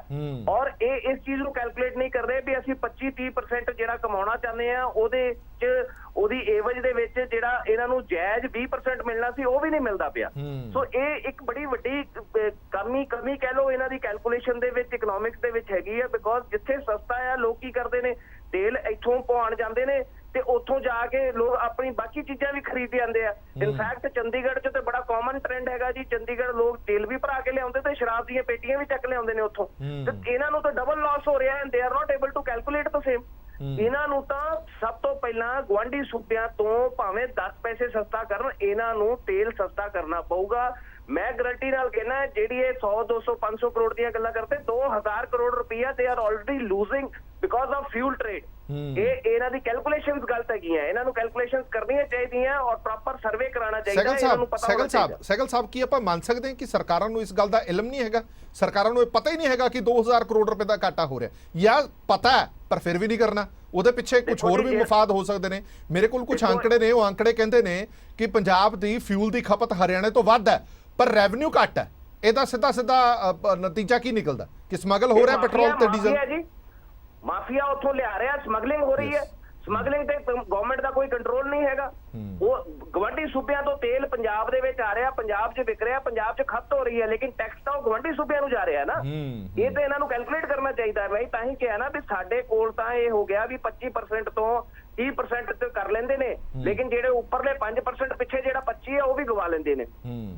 ਬਿਲਕੁਲ, ਬੜਾ ਵਧੀਆ ਤੁਸੀਂ ਸੁਝਾਅ ਦਿੱਤਾ ਹੈ ਸਹਿਗਲ ਸਾਹਿਬ, ਬਹੁਤ ਧੰਨਵਾਦ ਤੁਹਾਡਾ। ਬਾਲੀ ਸਾਹਿਬ, ਗੱਲ ਇਹ ਹੈ ਕਿ ਜਿਵੇਂ ਇਹਨਾਂ ਨੇ ਵੀ ਪਹਿਲੇ ਕਿਹਾ, ਨੀਅਤ ਤੇ ਨੀਤੀ ਦੋਵੇਂ ਚੀਜ਼ਾਂ ਚਾਹੀਦੀਆਂ ਨੇ। ਖਾਲੀ ਤੁਸੀਂ ਨੀਤੀ ਨਾਲ ਹੀ ਸਭ ਕੁਝ ਨਹੀਂ ਕਰ ਸਕਦੇ, ਨਾ ਹੀ ਖਾਲੀ ਸਿਰਫ ਨੀਅਤ ਨਾਲ ਕਰ ਸਕਦੇ ਹੋ। ਇਹ ਅੰਕੜਾ ਬੜਾ ਗੰਭੀਰ ਹੈਗਾ ਕਿ ਹਰਿਆਣਾ ਦੇ ਵਿੱਚ ਖਪਤ ਪੈਟਰੋਲ ਡੀਜ਼ਲ ਦੀ ਘੱਟ ਹੈ ਪਰ ਕਮਾਈ ਸਾਡੇ ਤੋਂ ਵੱਧ ਹੈ, ਹਾਲਾਂਕਿ ਰੇਟ ਉੱਥੇ ਘੱਟ ਹੈ। ਬੜਾ ਅਚੰਭਾ ਹੁੰਦਾ ਜਦੋਂ ਇਹ ਫੈਕਟ ਐਂਡ ਫਿਗਰਸ ਦੇਖਦੇ ਹਾਂ। ਉੱਥੋਂ ਸਿੱਧਾ ਇਹ ਨਜ਼ਰ ਆਉਂਦਾ ਹੈ ਕਿ ਪੰਜਾਬ ਦੇ ਵਿੱਚ ਸਮਗਲ ਹੋ ਕੇ ਤੇਲ ਆ ਰਿਹਾ ਔਰ ਜਾਂ ਪੰਜਾਬ ਦੇ ਲੋਕ ਹਰਿਆਣਾ ਜਾਂ ਚੰਡੀਗੜ੍ਹ ਜਾ ਕੇ ਤੇਲ ਪਵਾ ਰਹੇ ਨੇ। ਇਹਦਾ ਨੁਕਸਾਨ ਨਹੀਂ ਹੋ ਰਿਹਾ ਸਰਕਾਰ ਨੂੰ? ਇਹ ਦਿਖਦਾ ਨਹੀਂ ਸਰਕਾਰ ਨੂੰ? ਨਹੀਂ, ਮੈਨੂੰ ਇਹਦੇ 'ਚ ਕਹਿਣ 'ਚ ਕੋਈ ਇਤਰਾਜ਼ ਨਹੀਂ। ਚੰਦੂ ਮਾਜਰਾ ਜੀ ਮੇਰੇ ਛੋਟੇ ਵੀਰ, ਇਹਨਾਂ ਨੇ ਵੀ ਬੜੀ ਅੱਛੀ ਗੱਲ ਕੀਤੀ, ਤੁਸੀਂ ਵੀ ਅੱਛੀ ਗੱਲ ਕੀਤੀ। ਸਾਡਾ ਰੈਵਨਿਊ ਜਿਹੜਾ ਹੈਗਾ ਪੰਜਾਬ ਦਾ ਉਹ ਵਾਕਈ, ਮਗਰ ਕਿਧਰੇ ਜਾ ਕੇ ਐਂ ਲੱਗਦਾ ਸਰਕਾਰਾਂ ਦੀਆਂ ਮਜਬੂਰੀਆਂ ਇਸ ਚੀਜ਼ 'ਚ ਹੋ ਗਈਆਂ। ਇਸ ਚੀਜ਼ ਦੇ ਵਿੱਚ ਗੱਲਬਾਤ ਇਹ ਵਜੀ ਹੋ ਗਈ, ਜਿਹੜਾ ਸਾਡਾ ਰੈਵਨਿਊ ਹੈਗਾ ਵੇ ਵਾਕਈ ਉਹਦੇ 'ਚ ਜਿਹੜਾ ਹੈਗਾ ਵੇ ਸਾਨੂੰ ਬਹੁਤ ਘੱਟ ਹੈ। ਇਹਦੇ ਤੇ ਸਰਕਾਰ ਬੜੀ ਗੰਭੀਰਤਾ ਦੇ ਨਾਲ ਲੱਗੀ ਹੋਈ ਹੈ। ਔਰ ਕਈ ਪਿੱਛੇ ਲੋਕ ਕਿਹੜੀ ਮਜਬੂਰੀ? ਦੇਖੋ, ਸਭ ਤੋਂ ਵੱਡੀ ਮਜਬੂਰੀ ਇਹ ਮੈਂ ਤੁਹਾਨੂੰ ਦੱਸਦਾ। ਅੱਜ ਜਿਹੜੀ ਧਾਰੀਵਾਲ ਸਾਹਿਬ ਮੈਨੂੰ ਕਹਿ ਰਹੇ ਸੀ ਜੀ ਪਾਣੀ ਪੀ ਲਓ, ਤੇ ਮੈਂ ਪਾਣੀ ਤਾਂ ਨਾਲ ਹੀ ਰੱਖਦਾ ਜੀ, ਕੋਈ ਇਹੋ ਜਿਹੀ ਗੱਲ ਨਹੀਂ ਹੈਗੀ। ਸ਼ਾਇਦ ਤੁਹਾਨੂੰ ਐ ਲੱਗਦਾ ਹੈਗਾ ਜਦੋਂ ਸੱਚਾਈ ਦੱਸੋ ਨਾ ਕਿਸੇ ਨੂੰ, ਫਿਰ ਐ ਲੱਗਦਾ ਹੈ ਜਿਹੜੀ ਅਸੀਂ ਇਹ ਗੱਲ ਕਰਦੇ ਆ, ਤੁਸੀਂ 31 ਰੁਪਏ ਲੈ ਰਹੇ ਹੋ, ਅਸੀਂ ਉੱਥੇ ਦੇ ਪੈਸੇ ਦੇ ਰਹੇ ਹਾਂ। ਤੁਸੀਂ 31 ਰੁਪਏ ਡੀਜ਼ਲ ਪੰਜਾਬ ਦੇ ਵਿੱਚ ਵੱਧ ਲੈ ਰਹੇ ਹੋ, ਤੁਸੀਂ ਲੈ ਕਾਹਦੇ ਰਹੇ ਹੋ? ਤੁਸੀਂ ਸਿਰਫ ਇਹ ਲੈ ਰਹੇ ਹੋ ਕਿ ਅਸੀਂ ਸੁਪਰੀਮ ਆ, ਸੈਂਟਰ ਗਵਰਨਮੈਂਟ, ਜੋ ਕਿ ਵੈਦ ਸਾਹਿਬ ਨੇ ਕਿਹਾ ਕਿ ਸਾਡੇ ਫਾਦਰ ਵਾਲਾ ਜਿਹੜਾ ਉਹਨਾਂ ਦਾ ਰੋਲ ਹੈਗਾ ਉਹ ਉਹਨਾਂ ਨੇ ਅਦਾ ਕਰਨਾ। ਤੁਸੀਂ 31 ਰੁਪਏ, ਸਾਡੀ ਜਿਹੜੀ ਸਟੇਟ ਗਵਰਨਮੈਂਟ ਆ ਉਹਦੇ ਕੋਲ ਸਰੋਤ ਨਹੀਂ ਹੈਗਾ, ਉਹਦੇ ਕੋਲ ਇਨਕਮ ਦਾ ਕੋਈ ਸੋਰਸ ਨਹੀਂ ਹੈਗਾ। ਅਗਰ ਉਹ 22 ਰੁਪਏ ਲੈ ਰਹੀ, ਮੈਂ ਫਿਰ ਵੀ ਰਿਕੁਐਸਟ ਕਰਾਂਗਾ, ਆਪਣੀ ਸਰਕਾਰ ਨੂੰ ਵੀ ਕਰਾਂਗਾ, ਤੇ ਮੈਂ ਮੰਨਾਂਗਾ ਵੀ ਇਸ ਚੀਜ਼ ਨੂੰ ਵੀ ਘਟਾਉਣਾ ਚਾਹੀਦਾ। ਧਾਲੀਵਾਲ ਨੇ ਇਹ ਵੀ ਤਾਂ ਗੱਲ ਕੀਤੀ ਹੈ ਕਿ ਹਰਿਆਣਾ ਤੇ ਹਿਮਾਚਲ 'ਚ ਸਾਡੀ ਸਰਕਾਰ ਹੈਗੀ ਹੈ, ਉੱਥੇ ਰੇਟ ਦੇਖ ਲਓ। ਤੁਸੀਂ ਮੈਂ ਤੁਹਾਨੂੰ ਕਹਿ ਰਿਹਾ, ਮੈਂ ਤੁਹਾਨੂੰ ਇਹੀ ਤਾਂ ਕਹਿ ਰਿਹਾ, ਸੂਬਾ ਸਰਕਾਰ ਨੇ ਮੈਂ ਤੁਹਾਨੂੰ ਇਹੀ ਤਾਂ ਕਹਿ ਰਿਹਾ, ਇਹਨਾਂ ਵਿੱਚ ਇਹੀ ਤਾਂ ਫਰਕ ਹੈ ਕਿ ਆਪਣੀਆਂ ਸਰਕਾਰਾਂ ਨੂੰ ਜਿਹੜਾ ਹੈਗਾ ਵੇ ਪੁਰਸਤਾਨ, ਯਾਨੀ ਉਹਨਾਂ ਨੂੰ ਵਧਾਉਂਦੇ ਨੇ, ਤੇ ਜਿਹੜੀਆਂ ਦੂਜੀਆਂ ਸਰਕਾਰਾਂ ਨੇ ਉਹਨਾਂ ਨੂੰ ਢਾਉਂਦੇ ਨੇ। 31 ਰੁਪਏ ਉੱਥੇ ਵੀ ਇਹ ਲੈ ਰਹੇ ਨੇ, ਉੱਥੇ ਸਟੇਟ ਗਵਰਨਮੈਂਟ ਆਪਣਾ ਵੈਟ ਘਟਾ ਰਹੀ ਹੈ। ਮੈਂ ਤਾਂ ਹਿੰਦੁਸਤਾਨ ਦੀ ਗੱਲ ਕਰ ਰਿਹਾ ਸਰ, ਮੈਂ ਤਾਂ ਪੂਰੇ ਹਿੰਦੁਸਤਾਨ ਦੀ ਗੱਲ ਕਰ ਰਿਹਾ। ਤੁਸੀਂ ਇਹ ਕਹਿਣਾ ਚਾਹੁੰਦੇ ਹੋ ਜਿੱਥੇ ਕਾਂਗਰਸ ਸਰਕਾਰ ਹੈਗੀ, ਇਹਨਾਂ ਨੂੰ ਅੱਜ ਇੱਕ ਦੇਖੋ ਸਰ, ਹਰਪ੍ਰੀਤ ਜੀ 1 ਮਿੰਟ ਜੀ ਤੁਸੀਂ ਮੈਨੂੰ ਦੱਸੋ ਪਾਕਿਸਤਾਨ ਦਾ ਕੀ ਹਾਲ ਹੈ? ਤੁਹਾਡੇ ਸਾਹਮਣੇ ਕੱਟ ਹੈ। ਸ਼੍ਰੀਲੰਕਾ ਦਾ ਕੀ ਹਾਲ ਹੈ? ਤੁਸੀਂ ਨੇਪਾਲ ਦਾ ਦੇਖੋ ਕੀ ਹਾਲ ਹੈ, ਤੇ ਸਾਡੇ ਹਿੰਦੁਸਤਾਨ ਦਾ ਕੀ ਹਾਲ ਹੈ? ਸਾਡੀ ਹਿੰਦੁਸਤਾਨ 'ਚ ਦੁਨੀਆ 'ਚ ਸਾਡਾ ਜਿਹੜਾ ਉਹ ਡੰਕਾ ਬੋਲਦਾ ਕਿ ਹਿੰਦੁਸਤਾਨ ਕੰਟਰੀ ਹੈ, ਤੇ ਸਾਡੀ ਕੰਟਰੀ ਦਾ ਆਹ ਹਾਲ ਹੈ। ਠੀਕ ਹੈ, ਤੁਸੀਂ ਇਹ ਦੇਖੋ ਅੱਜ ਤੇਲ ਦਾ ਰੇਟ ਕੀ ਹੈਗਾ, ਅੱਜ ਤੇਲ ਕਿੱਥੇ? ਤੁਸੀਂ ਪਹਿਲੇ ਹਰਪ੍ਰੀਤ ਜੀ ਕਿਹਾ ਕਿ ਜਿਹੜੀ ਮੂਲ ਸੁਵਿਧਾ ਚੀਜ਼ਾਂ ਨੇ ਉਹ ਤੇਲ ਦੇ ਨਾਲ ਵੱਧਦੀਆਂ ਨੇ। ਇਸ ਕਰਕੇ ਇਹ ਬੀਜੇਪੀ ਸਰਕਾਰ ਦਾ ਜਿਹੜਾ ਇਹ ਰਵੱਈਆ ਹੈਗਾ ਬਹੁਤ ਹੀ ਮਾੜਾ ਰਵੱਈਆ ਹੈ। ਇੱਕ ਮਿੰਟ ਚੰਦੂ ਮਾਰਾ ਸਾਹਿਬ, ਬਾਕੀ ਨੂੰ ਵੀ ਟਾਈਮ ਦੇਖੋ। ਹਰਪ੍ਰੀਤ ਜੀ ਇੱਕ ਮਿੰਟ ਚੰਦੂ ਮਾਰਾ ਸਾਹਿਬ, 2 ਮਿੰਟ ਆਣਾ, ਮੈਨੂੰ ਬਾਕੀ ਨੂੰ ਟਾਈਮ ਦੇ ਲੈਣ। ਹਰਪ੍ਰੀਤ ਜੀ ਦੇਖੋ, ਇਹ ਸਿਰਫ ਇੱਥੇ ਰੌਲਾ ਪਾਉਣ ਨਾਲ ਕੁਝ ਨਹੀਂ ਹੋਣਾ। ਲੋਕ ਤਰਾ ਤਰਾ ਕਰ ਰਹੇ, ਉਹਨਾਂ ਨੂੰ ਜਿਹੜਾ ਹੈਗਾ ਰਾਹਤ ਦੇਣ ਦੀ ਕੋਸ਼ਿਸ਼ ਕਰਨੀ ਚਾਹੀਦੀ ਹੈਗੀ ਹੈ। ਅਸੀਂ ਦੇਖਦੇ ਹਾਂ ਉਜਲ ਭਾਰਤ ਸਕੀਮ ਚਲਾਈ ਸੀ, ਅੱਜ ਉਹ ਕਿੱਥੇ ਗਏ ਸਿਲੰਡਰ? ਲੋਕਾਂ ਨੇ ਪਾਣੀ ਸੁੱਟ ਪਾਣੀ ਦਿੱਤੇ ਸੁੱਟਿਆ ਜੀ ਹੈਗੇ। ਲੋਕਾਂ ਨੇ। ਈਵਨ ਸਿਲੰਡਰਾਂ ਦੇ ਲੋਕਾਂ ਨੇ ਤੰਦੂਰ ਬਣਾ ਲਏ ਆ, ਸੋਸ਼ਲ ਮੀਡੀਆ ਤੇ ਘੁੰਮ ਰਿਹਾ ਹੈਗਾ, ਕਿਉਂਕਿ ਪਿਛਲੇ 3 ਮਹੀਨਿਆਂ 'ਚ 250 ਤੋਂ ਵੀ ਵੱਧ ਰੁਪਏ ਜਿਹੜੇ ਹੈਗਾ ਇੱਕ ਸਿਲੰਡਰ ਦੇ ਪ੍ਰਤੀ ਵੱਧ ਗਏ ਆ। ਮੇਰੀ ਬਾਲੀ ਸਾਹਿਬ ਨੂੰ ਇੱਕ ਸਲਾਹ ਹੈਗੀ ਹੈ ਕਿ ਜੇਕਰ ਇਹ ਸਾਡੀ ਸਲਾਹ ਜਾਨੀ ਕਿ ਆਪਦੀ ਪਾਰਟੀ ਨੂੰ ਪਹੁੰਚਾ ਸਕਣ, ਜਾਖੜ ਸਾਹਿਬ ਤੱਕ ਪਹੁੰਚਾ ਸਕਣ ਜਾਂ ਕੈਪਟਨ ਸਾਹਿਬ ਤੱਕ ਪਹੁੰਚਾ ਸਕਣ ਕਿ ਤੁਸੀਂ ਧਰਨਾ ਲਗਾ ਰਹੇ ਹੋ ਕੇਂਦਰ ਸਰਕਾਰ ਦੇ ਖਿਲਾਫ, ਬਿਲਕੁਲ ਅਸੀਂ ਵੀ ਤੁਹਾਡੇ ਨਾਲ ਚੱਲਾਂਗੇ, ਬਲਕਿ ਤੁਸੀਂ ਸਰ ਪਾਰਟੀ ਮੀਟਿੰਗ ਬੁਲਾਓ, ਪਹਿਲਾਂ ਤੁਸੀਂ ਆਪਣਾ ਵੈਟ ਘਟਾ ਦਿਓ, ਫਿਰ ਆਪਾਂ ਸਾਰੀਆਂ ਪਾਰਟੀਆਂ ਇਕੱਠੇ ਹੋ ਕੇ ਕੇਂਦਰ ਦੇ ਉੱਤੇ ਜਿਹੜਾ ਹੈਗਾ ਉਹ ਦਬਾਅ ਬਣਾਵਾਂਗੇ। ਜੇਕਰ ਆਪਾਂ ਕਿਸਾਨ ਅੰਦੋਲਨ ਦੇ ਉੱਤੇ ਜਾਂ ਕਿਸੇ ਹੋਰ ਅੰਦੋਲਨ ਦੇ ਉੱਤੇ ਇਕੱਠੇ ਹੋ ਸਕਦੇ ਆ ਤਾਂ ਇਸ ਮਹਿੰਗਾਈ ਦੇ ਮਾਮਲੇ ਦੇ ਉੱਤੇ ਇਕੱਠੇ ਕਿਉਂ ਨਹੀਂ ਹੋ ਸਕਦੇ? ਠੀਕ ਹੈ ਕਿ ਨਹੀਂ? ਔਰ ਇਹ ਵੀ ਗੱਲ ਸੱਚ ਹੈਗੀ ਜਿੱਦਾਂ ਮੌਂਟੀ ਜੀ ਦੱਸ ਰਹੇ ਹੈਗੇ ਸੀ, ਅਸੀਂ ਦਿੱਲੀ 'ਚ ਵੀ ਕਰਕੇ ਦਿਖਾਇਆ, ਜਦੋਂ ਅਸੀਂ ਟੈਕਸ ਘਟਾਇਆ ਸਰਕਾਰ ਦੀ ਇਨਕਮ ਵੱਧ ਗਈ, ਰੈਵਨਿਊ ਵੱਧ ਜਾਏਗਾ, ਕਿਉਂਕਿ ਸਮਗਲਿੰਗ ਜਾਂ ਜਿਹੜੀ ਹੈ ਬਲੈਕਮੇਲਿੰਗ ਜਾਂ MTP ਜਿਹੜਾ ਮੈਂ ਤੁਹਾਨੂੰ ਪਹਿਲਾਂ ਮੈਂ ਆਖਿਆ ਉਹ ਸੀ ਇਸੇ ਕਰਕੇ ਹੁੰਦਾ ਹੈਗਾ। ਤਾਂ ਇਸ ਕਰਕੇ ਬਾਲੀ ਸਾਹਿਬ ਐਵੇਂ ਇੱਥੇ ਜਾਨੀ ਕਿ ਉੱਚੀ ਬੋਲਣ ਦੇ ਨਾਲ ਮਸਲਾ ਹੱਲ ਨਹੀਂ ਹੋਣਾ, ਮਸਲਾ ਇਹ ਹੱਲ ਹੋਣਾ ਸੁਹਿਰਤਾ ਦੇ ਨਾਲ, ਨੀਅਤ ਦੇ ਨਾਲ, ਨੀਤੀ ਦੇ ਨਾਲ। ਤੇ ਤੁਸੀਂ ਕਿਰਪਾ ਕਰਕੇ ਇਹ ਕੱਲ ਨੂੰ ਜਿਹੜਾ ਸੈਸ਼ਨ ਹੈਗਾ ਇੱਕ ਗੱਲ ਬਚਾ ਦਿਓ, ਚੰਦੂ ਮਾਜਰਾ ਸਾਹਿਬ ਨੇ ਕੱਲ ਨੂੰ ਉੱਥੇ ਚਰਚਾ ਵੀ ਹੋ ਜਾਵੇ ਔਰ ਉੱਥੇ ਇੱਕ ਫੈਸਲਾ ਇਹ ਕਰਾ ਦਿਓ ਕਿ ਸਾਰੀਆਂ ਪਾਰਟੀਆਂ ਇਸ ਮਾਮਲੇ ਤੇ ਇਕੱਠੀਆਂ, ਅਸੀਂ ਇੰਨਾ ਵੈਟ ਘਟਾ ਰਹੇ ਹਾਂ ਡੀਜ਼ਲ ਪੈਟਰੋਲ ਦੇ ਉੱਤੇ ਤੇ ਆਪਾਂ ਸਾਰੇ ਜਣੇ ਕੇਂਦਰ ਦੇ ਖਿਲਾਫ ਮੋਰਚਾ ਲਾਓ। ਮੈਨੂੰ ਤੁਹਾਡੀ ਗੱਲ ਇੱਥੇ ਤਾਂ ਬੜੀ ਚੰਗੀ ਲੱਗੀ ਹੈ ਟੀਵੀ ਦੀ ਜਿਹੜੀ ਤੁਸੀਂ ਗੱਲ ਕਰ ਰਹੇ ਹੋ, ਅਸੀਂ ਤੁਹਾਡੇ ਨਾਲ ਵਿਧਾਨ ਸਭਾ 'ਚ ਸਾਡੇ ਨਾਲ ਹੁੰਦੇ ਹੋ, ਬਾਹਰ ਸਾਡੇ ਨਾਲ ਹੁੰਦੇ ਹੋ, ਪ੍ਰੈਸ ਕਰਨ 'ਚ ਸਾਡੇ ਨਾਲ ਹੁੰਦੇ ਹੋ, ਗਵਰਨਰ ਹਾਊਸ 'ਚ ਸਾਡੇ ਨਾਲ ਹੁੰਦੇ ਹੋ, ਤੇ ਬਾਹਰ ਆ ਕੇ ਇਹ ਕਹਿ ਦਿੰਦੇ ਹੋ ਅਸੀਂ ਤੁਹਾਡੇ ਨਾਲ ਹੀ ਨਹੀਂ ਹੈਗੇ। ਤੁਹਾਡੇ ਤੇ ਇਤਬਾਰ ਕੌਣ ਕਰੇਗਾ? ਜਦੋਂ ਤੁਹਾਡੀ ਇੱਕ ਸੈਕਿੰਡ ਮੈਂ ਤੁਹਾਡੀ ਗੱਲ 'ਚ ਨਹੀਂ ਬੋਲਿਆ, ਮੈਨੂੰ ਬੋਲਣ ਦਿਓ। ਤੁਸੀਂ ਜਿਹੜੀ ਗੱਲ ਕਰਦੇ ਹੋ ਦੋਗਲੀ ਗੱਲ ਕਰਦੇ ਹੋ। ਜਦੋਂ ਸਭ ਦੇ ਮੀਟਿੰਗ ਹੋਈ, ਜਦੋਂ ਮੁੱਖ ਮੰਤਰੀ ਜੀ ਨੇ ਐਡਰੈਸ ਕੀਤਾ, ਤੁਹਾਡੇ ਪ੍ਰੈਜ਼ੀਡੈਂਟ ਨੇ ਐਡਰੈਸ ਕੀਤਾ ਤਾਂ ਸ਼ਿਕਵੇ ਗਿਲੇ ਹੋਏ।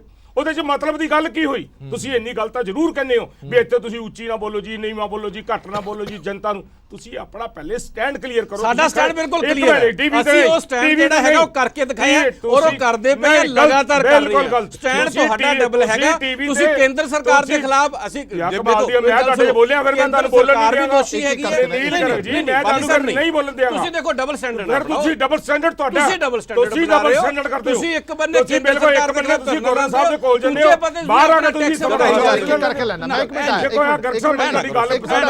ਤੁਸੀਂ ਵਿੱਚ ਬੋਲਿਓ, ਤੁਸੀਂ ਵਿੱਚ ਨਹੀਂ ਬੋਲਣਾ ਚਾਹੀਦਾ ਤੁਹਾਨੂੰ। ਜੇ ਮੈਂ ਗੱਲ ਕਲੀਅਰ, ਤੁਸੀਂ ਆਪਣਾ ਸਟੈਂਡ ਕਲੀਅਰ ਕਰੋ। ਸਾਡਾ ਖੜੇ ਕਿੱਥੇ ਆ? ਨਾ ਤੁਸੀਂ ਸਰਕਾਰ ਨਾਲ ਖੜੇ ਹੋ, ਨਾ ਤੁਸੀਂ ਆਪੋਜੀਸ਼ਨ 'ਚ ਖੜੇ ਹੋ। ਅਸੀਂ ਆਮ ਬੰਦੇ ਨਾਲ ਖੜੇ ਹਾਂ, ਕੁਝ ਨਹੀਂ ਕਹੀ। ਆਮ ਬੰਦੇ ਦੇ ਨਾਲ ਖੜੇ ਹਾਂ। ਅਸੀਂ ਇਸ ਕਰਕੇ ਇੱਕ ਮੈਂ ਗੱਲ ਕਰ ਕਲੀਅਰ ਕਰ ਅੱਧਾ ਸੈਕਿੰਡ, ਅਸੀਂ ਬਿਲਕੁਲ ਆਮ ਲੋਕਾਂ ਦੇ ਨਾਲ, ਆਮ ਬੰਦੇ ਦੇ ਨਾਲ ਬਿਲਕੁਲ ਨਹੀਂ ਖੜੇ। ਉਹਦੇ ਜੇ ਮਹਿੰਗਾਈ ਦੀ ਮਾਰ ਤੋਂ ਬਚਾਉਣ ਵਾਸਤੇ ਕੁਝ ਵੀ ਕਰਨਾ ਪਿਆ, ਅਸੀਂ ਤੁਹਾਡਾ ਸਾਥ। ਤੁਹਾਡਾ ਕਿਤੇ ਸਟੈਂਡਰਡ ਨਹੀਂ ਹੈਗਾ ਖੜੇ ਹੋਣਾ। ਤੁਹਾਡੀ ਕੋਈ ਮੋਰਲ ਡਿਊਟੀ ਨਹੀਂ ਹੈਗੀ ਉਹਦੀ। ਨਾ ਤੁਸੀਂ ਵਿਧਾਨ ਸਭਾ 'ਚ ਕਰਦੇ ਹੋ, ਨਾ ਤੁਸੀਂ ਬਾਹਰ ਕਰਦੇ ਹੋ। ਬਾਲੀ ਸਾਹਿਬ ਇੱਕ ਮਿੰਟ ਆਇਆ, ਐਵੇਂ ਸਟੈਂਡਰਡ ਹੀ ਨਹੀਂ ਹੈਗਾ ਤੁਹਾਡਾ। ਹਰ ਜਗ੍ਹਾ ਤੁਸੀਂ ਕੁਲਦੀਪ ਧਾਲੀਵਾਲ, ਜਦੋਂ ਕੇਂਦਰ ਦੇ ਵਿੱਚ ਕਾਂਗਰਸ ਦੀ ਸਰਕਾਰ ਸੀ, ਜਦੋਂ ਪੈਟਰੋਲ ਡੀਜ਼ਲ ਦੇ ਰੇਟ ਵਧੇ ਸੀ, ਸਿਲੰਡਰ ਦੇ ਰੇਟ ਵਧੇ ਸੀ, ਤੁਸੀਂ ਕੱਪੜੇ ਲਾ ਕੇ ਧਰਨੇ ਪ੍ਰਦਰਸ਼ਨ ਕਰਦੇ ਸੀ। ਅੱਜ ਤੁਸੀਂ ਵਧੀਆਂ ਹੋਈਆਂ ਕੀਮਤਾਂ ਨੂੰ ਜਸਟੀਫਾਈਡ ਕਿਸ ਮੂੰਹ ਨਾਲ ਕਰਦੇ ਹੋ? ਰਸੋਈ ਗੈਸ ਲੈ ਲਓ ਤੁਸੀਂ, 250 ਰੁਪਏ ਆ ਪਿਛਲੇ 2 ਮਹੀਨਿਆਂ 'ਚ ਰੇਟ ਵੱਧ ਗਿਆ। ਦੇਖੋ ਹਰਪ੍ਰੀਤ, ਅਸੀਂ ਜਸਟੀਫਾਈ ਨਹੀਂ ਕਰਦੇ, ਅਸੀਂ ਸਟੈਪ ਚੱਕਦੇ ਹਾਂ ਔਰ ਸਟੈਪ ਚੱਕ ਰਹੀ ਹੈ ਕੇਂਦਰ ਸਰਕਾਰ। ਮੈਂ ਜਿਵੇਂ ਤੁਹਾਨੂੰ ਗੱਲ ਦੱਸੀ ਹੈ, ਮਾਨਯੋਗ ਪੈਟਰੋਲੀਅਮ ਮੰਤਰੀ ਜੀ ਦਾ ਤੁਸੀਂ ਬਿਆਨ ਪੜ੍ਹ ਸਕਦੇ ਹੋ, ਸੁਣ ਸਕਦੇ ਹੋ, ਉਹ ਕੀ ਸਟੈਪ ਜਿਹੜੇ ਆਉਣ ਵਾਲੇ ਦਿਨਾਂ ਚੱਕੇ ਜਾਣਗੇ। ਇਸ ਟਾਈਮ ਜਿਹੜਾ ਆਪਾਂ ਬੈਠੇ ਆ, ਪੰਜਾਬ ਸਰਕਾਰ ਦਾ ਬਜਟ ਹੈ। ਚਲੋ ਸਟੈਪ ਦੱਸ ਦਿਓ ਕੀ ਚੁੱਕ ਰਹੇ ਹੋ, ਕਿਹੜਾ ਸਟੈਪ ਚੁੱਕਿਆ? ਮੈਨੂੰ ਗੱਲ ਪੂਰੀ ਕਰ ਲੈਣ ਦਿਓ। ਜਿਹਦੇ ਨਾਲ ਪੈਟਰੋਲ ਡੀਜ਼ਲ ਦਾ ਰੇਟ ਬਜਟ ਸੈਸ਼ਨ ਚੱਲ ਰਿਹਾ ਪੰਜਾਬ ਸਰਕਾਰ ਦਾ, ਔਰ ਗਵਾਂਢੀ ਰਾਜਾਂ 'ਚ ਸਭ ਕੁਝ ਸਸਤਾ ਹੈ। ਤਾਂ ਸਾਡਾ ਮੁੱਦਾ ਜਿਹੜਾ ਹੈ ਉਹ ਪੰਜਾਬ ਸਰਕਾਰ ਨੂੰ ਘੇਰਦਾ ਕਿ ਸਾਨੂੰ ਭਾਈ ਗਵਾਂਢੀ ਰਾਜਾਂ ਦੇ ਬਰਾਬਰ ਹੀ ਕਰ ਦਿਓ। ਉਹ ਗਵਾਂਢੀ ਰਾਜਾਂ ਦੇ ਬਰਾਬਰ ਹੁਣ ਤਾਂ ਬੀਜੇਪੀ ਦੇ ਬੁਲਾਰਾ ਮੈਨੂੰ ਦੱਸ ਦੇਣਾ ਕਿਹੜਾ ਸਟੈਪ ਚੁੱਕਿਆ? ਇਹਨਾਂ ਤੋਂ ਲੋਕ ਕਰੋਨਾ ਤੋਂ ਨਹੀਂ ਡਰਦੇ ਸੀ। ਦੇਖੋ ਮੇਰੀ ਇੱਕ ਮਿੰਟ, ਮੈਂ ਜਿਹੜੀ ਗੱਲ ਕਰ ਰਿਹਾ ਵੀ ਤੁਹਾਡੇ ਸਾਹਮਣੇ ਹੁਣੇ ਜਿਹੜੇ ਆਪਣੇ ਪੈਟਰੋਲੀਅਮ ਐਸੋਸੀਏਸ਼ਨ ਦੇ ਪ੍ਰਧਾਨ ਬੋਲ ਰਹੇ ਸੀ, ਪੈਟਰੋਲ ਪੰਪ ਐਸੋਸੀਏਸ਼ਨ ਦੇ ਸਹਿਗਲ ਸਾਹਿਬ, ਉਹਨਾਂ ਨੇ ਵੀ ਗੱਲ ਕਹੀ ਹੈ ਕਿ ਆਪਣੇ ਗਵਾਂਢੀ ਰਾਜਾਂ ਦੇ ਵਿੱਚ ਸਸਤਾ ਹੈ, ਬੀਜੇਪੀ ਸ਼ਾਸਿਤ ਰਾਜਾਂ ਦੇ ਵਿੱਚ ਸਸਤਾ ਹੈ, ਤਾਂ ਪੰਜਾਬ ਨੂੰ ਬਰਾਬਰ ਕਰਨ 'ਚ ਆਪਾਂ ਨੂੰ ਕਿਉਂ ਸ਼ਰਮ ਮਹਿਸੂਸ ਹੋ ਰਹੀ ਹੈ? ਆਪਾਂ ਬਰਾਬਰ ਕਰੀਏ। ਤੁਸੀਂ ਨਾ ਘਟਾਇਓ, ਤੁਸੀਂ ਸੂਬਾ ਸਰਕਾਰਾਂ ਨੂੰ ਕਹੀਓ ਘਟਾਓ, ਕੰਮ ਉਹਨਾਂ ਦੇ ਬਰਾਬਰ ਤਾਂ ਕਰੀਏ ਨਾ। ਨਹੀਂ ਮੈਨੂੰ ਇੱਕ ਗੱਲ ਦਾ ਜਵਾਬ ਤਾਂ ਦਿਓ ਨਾ। ਤੁਸੀਂ ਉਸ ਗੱਲ ਤੇ ਆ ਕਿਉਂ ਨਹੀਂ ਰਹੇ? ਤੁਸੀਂ ਕਹਿ ਰਹੇ ਹੋ ਕਿ ਅਸੀਂ ਸਟੈਪ ਚੁੱਕ ਰਹੇ ਹਾਂ, ਅਸੀਂ ਰਸੋਈ ਗੈਸ ਪੈਟਰੋਲ ਡੀਜ਼ਲ ਨੂੰ ਘੱਟ ਕਰਨ ਲਈ ਸਟੈਪ ਚੁੱਕ ਰਹੇ ਹਾਂ। ਕਿਹੜਾ ਉਹ ਸਟੈਪ ਹੈ ਜਿਹੜਾ ਤੁਸੀਂ ਚੁੱਕ ਰਹੇ ਹੋ ਜਿਹੜਾ ਜਨਤਾ ਦਾ ਭਲਾ ਕਰੋਗੇ? ਦੇਖੋ ਮੈਂ ਤੁਹਾਨੂੰ ਦੱਸਿਆ ਵੀ ਤੁਸੀਂ ਮਾਨਯੋਗ ਪੈਟਰੋਲੀਅਮ ਮੰਤਰੀ ਜੀ ਦੀ ਮੀਟਿੰਗ ਹੋਈ ਹੈ, ਉਹਨਾਂ ਨੇ ਸਾਰੇ ਦੇਸ਼ਾਂ ਨਾਲ ਗੱਲ ਕੀਤੀ ਹੈ ਜਿੱਥੇ ਪੈਟਰੋਲ ਪੈਦਾ ਹੁੰਦਾ, ਕਰੂਡ ਆਇਲ। ਉਹਨਾਂ ਨੂੰ ਪ੍ਰੋਡਕਸ਼ਨ ਵਧਾਉਣ ਲਈ ਅੰਤਰਰਾਸ਼ਟਰੀ ਪੱਧਰ ਤੇ ਕਹਿ ਦਿੱਤਾ ਗਿਆ ਹੈ ਕਿ ਪ੍ਰੋਡਕਸ਼ਨ ਘਟਣ ਦੇ ਨਾਲ ਇੱਕਦਮ ਜਿਹੜਾ ਹੈਗਾ ਸਾਡੇ ਤੇ ਧਾਲੀਵਾਲ ਬਹੁਤ ਸਾਹਿਬ ਜ਼ਿਆਦਾ ਮੈਂ ਤਾਂ ਅਸਰ ਹੁਣ ਪਿਆ। ਬੋਲ ਕੇ ਟੇਕ ਇਹ ਹੁੰਦਾ ਤਾਂ ਅੰਤਰਰਾਸ਼ਟਰੀ ਪੱਧਰ $59 ਦਾ ਬੈਰਲ ਹੋ ਗਿਆ ਜਨਾਬ। ਇਸ ਤੋਂ ਘੱਟ ਕੇ ਤੁਹਾਨੂੰ ਮੁਫਤ ਦੇ ਦੇਣ ਹੁਣ $59 Crude ਦਾ oil ਦਾ ਬੈਰਲ ਦੇ ਰਹੇ production ਨਾਲ ਕੀ ਹੋਊਗਾ? 114 ਉਹਦਾ ਰੇਟ ਮਿਲਣਾ 114 ਬੈਰਲ ਦਾ ਸੀਗਾ ਜਦੋਂ ਸੀਗਾ ਦੇਖੋ, ਤੇ ਉਦੋਂ 70 ਰੁਪਏ ਪੈਟਰੋਲ ਸੀਗਾ ਤੇ ਹੁਣ ਤਾਂ $59 ਹੈ ਬੈਰਲ। ਤੁਸੀਂ ਇਸ ਤੋਂ ਘੱਟ ਕੀ ਤੁਸੀਂ ਜਾਏਗਾ ਗੱਲਾਂ ਕਰ ਰਹੇ ਹੋ ਤੁਸੀਂ 2011 ਦਾ ਅੰਕੜਾ ਦੇਖੋ।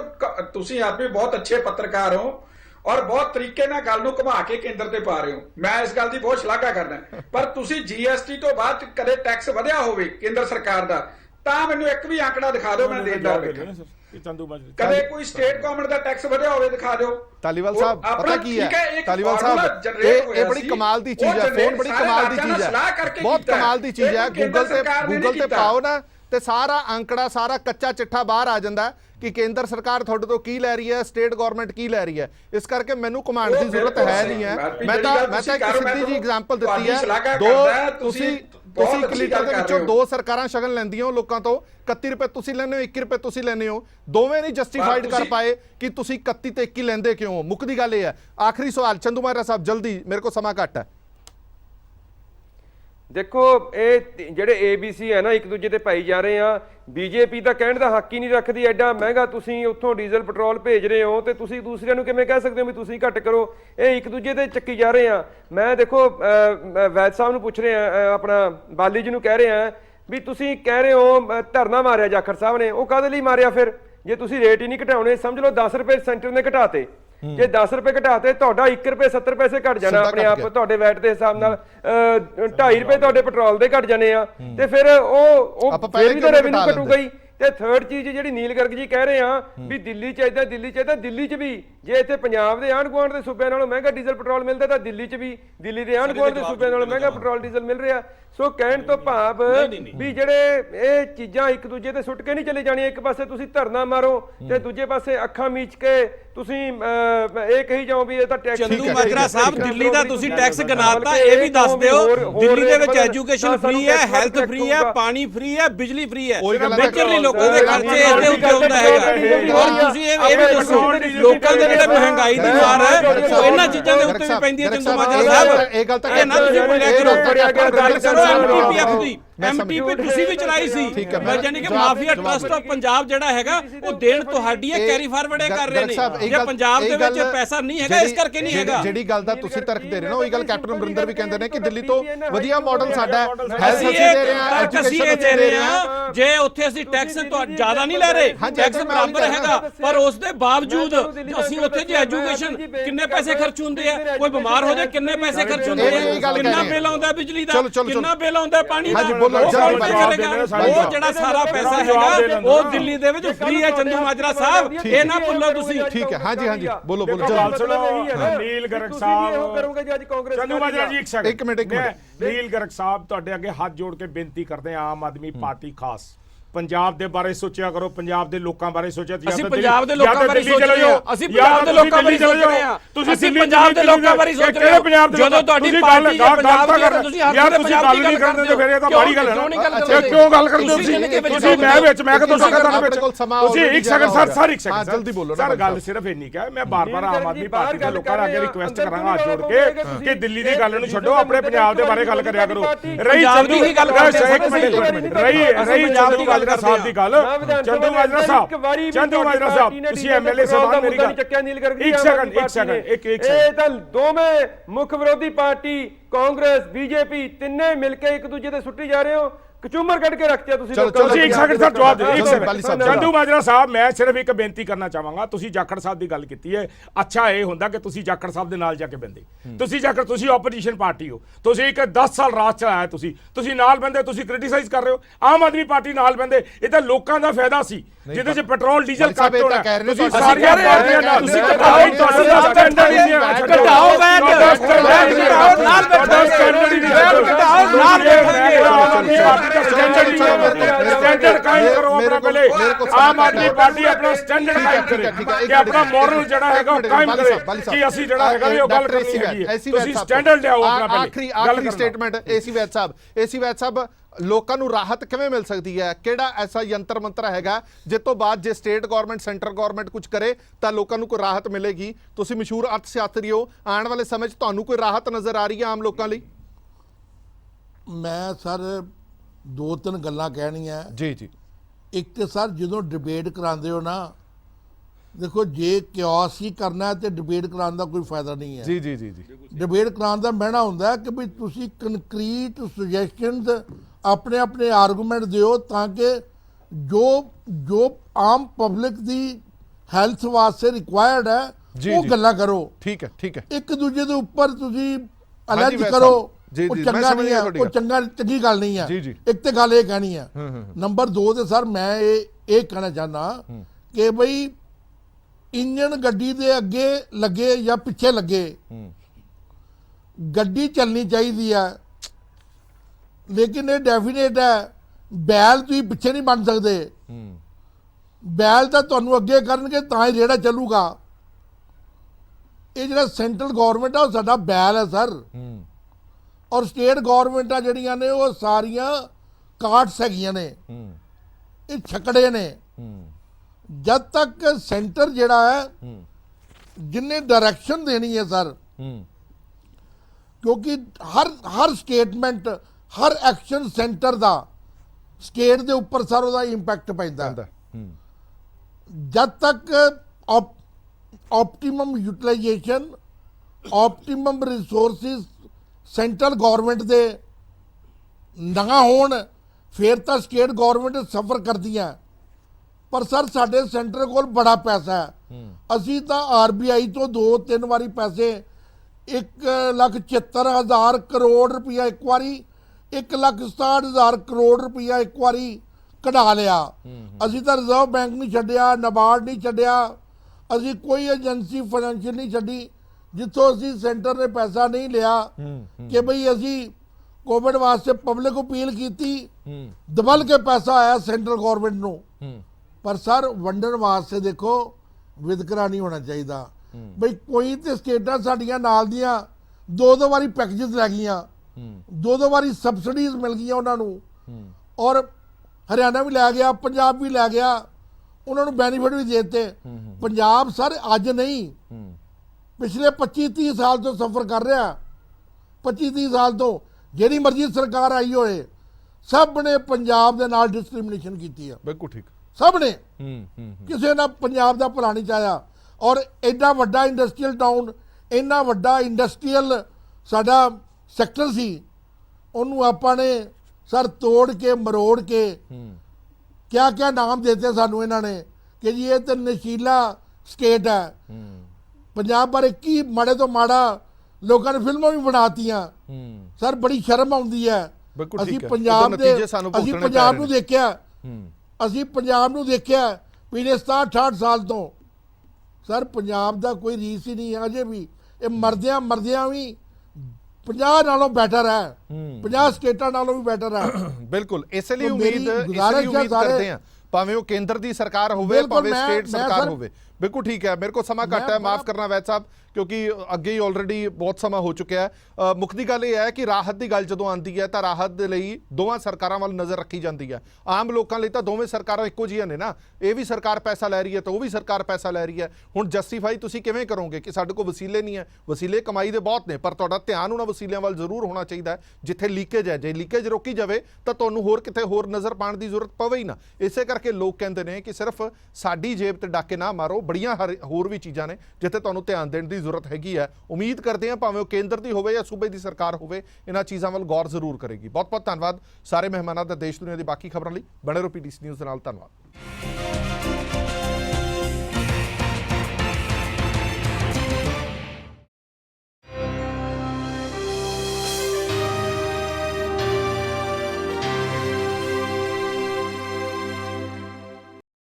Presented by KEI Wires and Cables, her tension सही चलती रहे।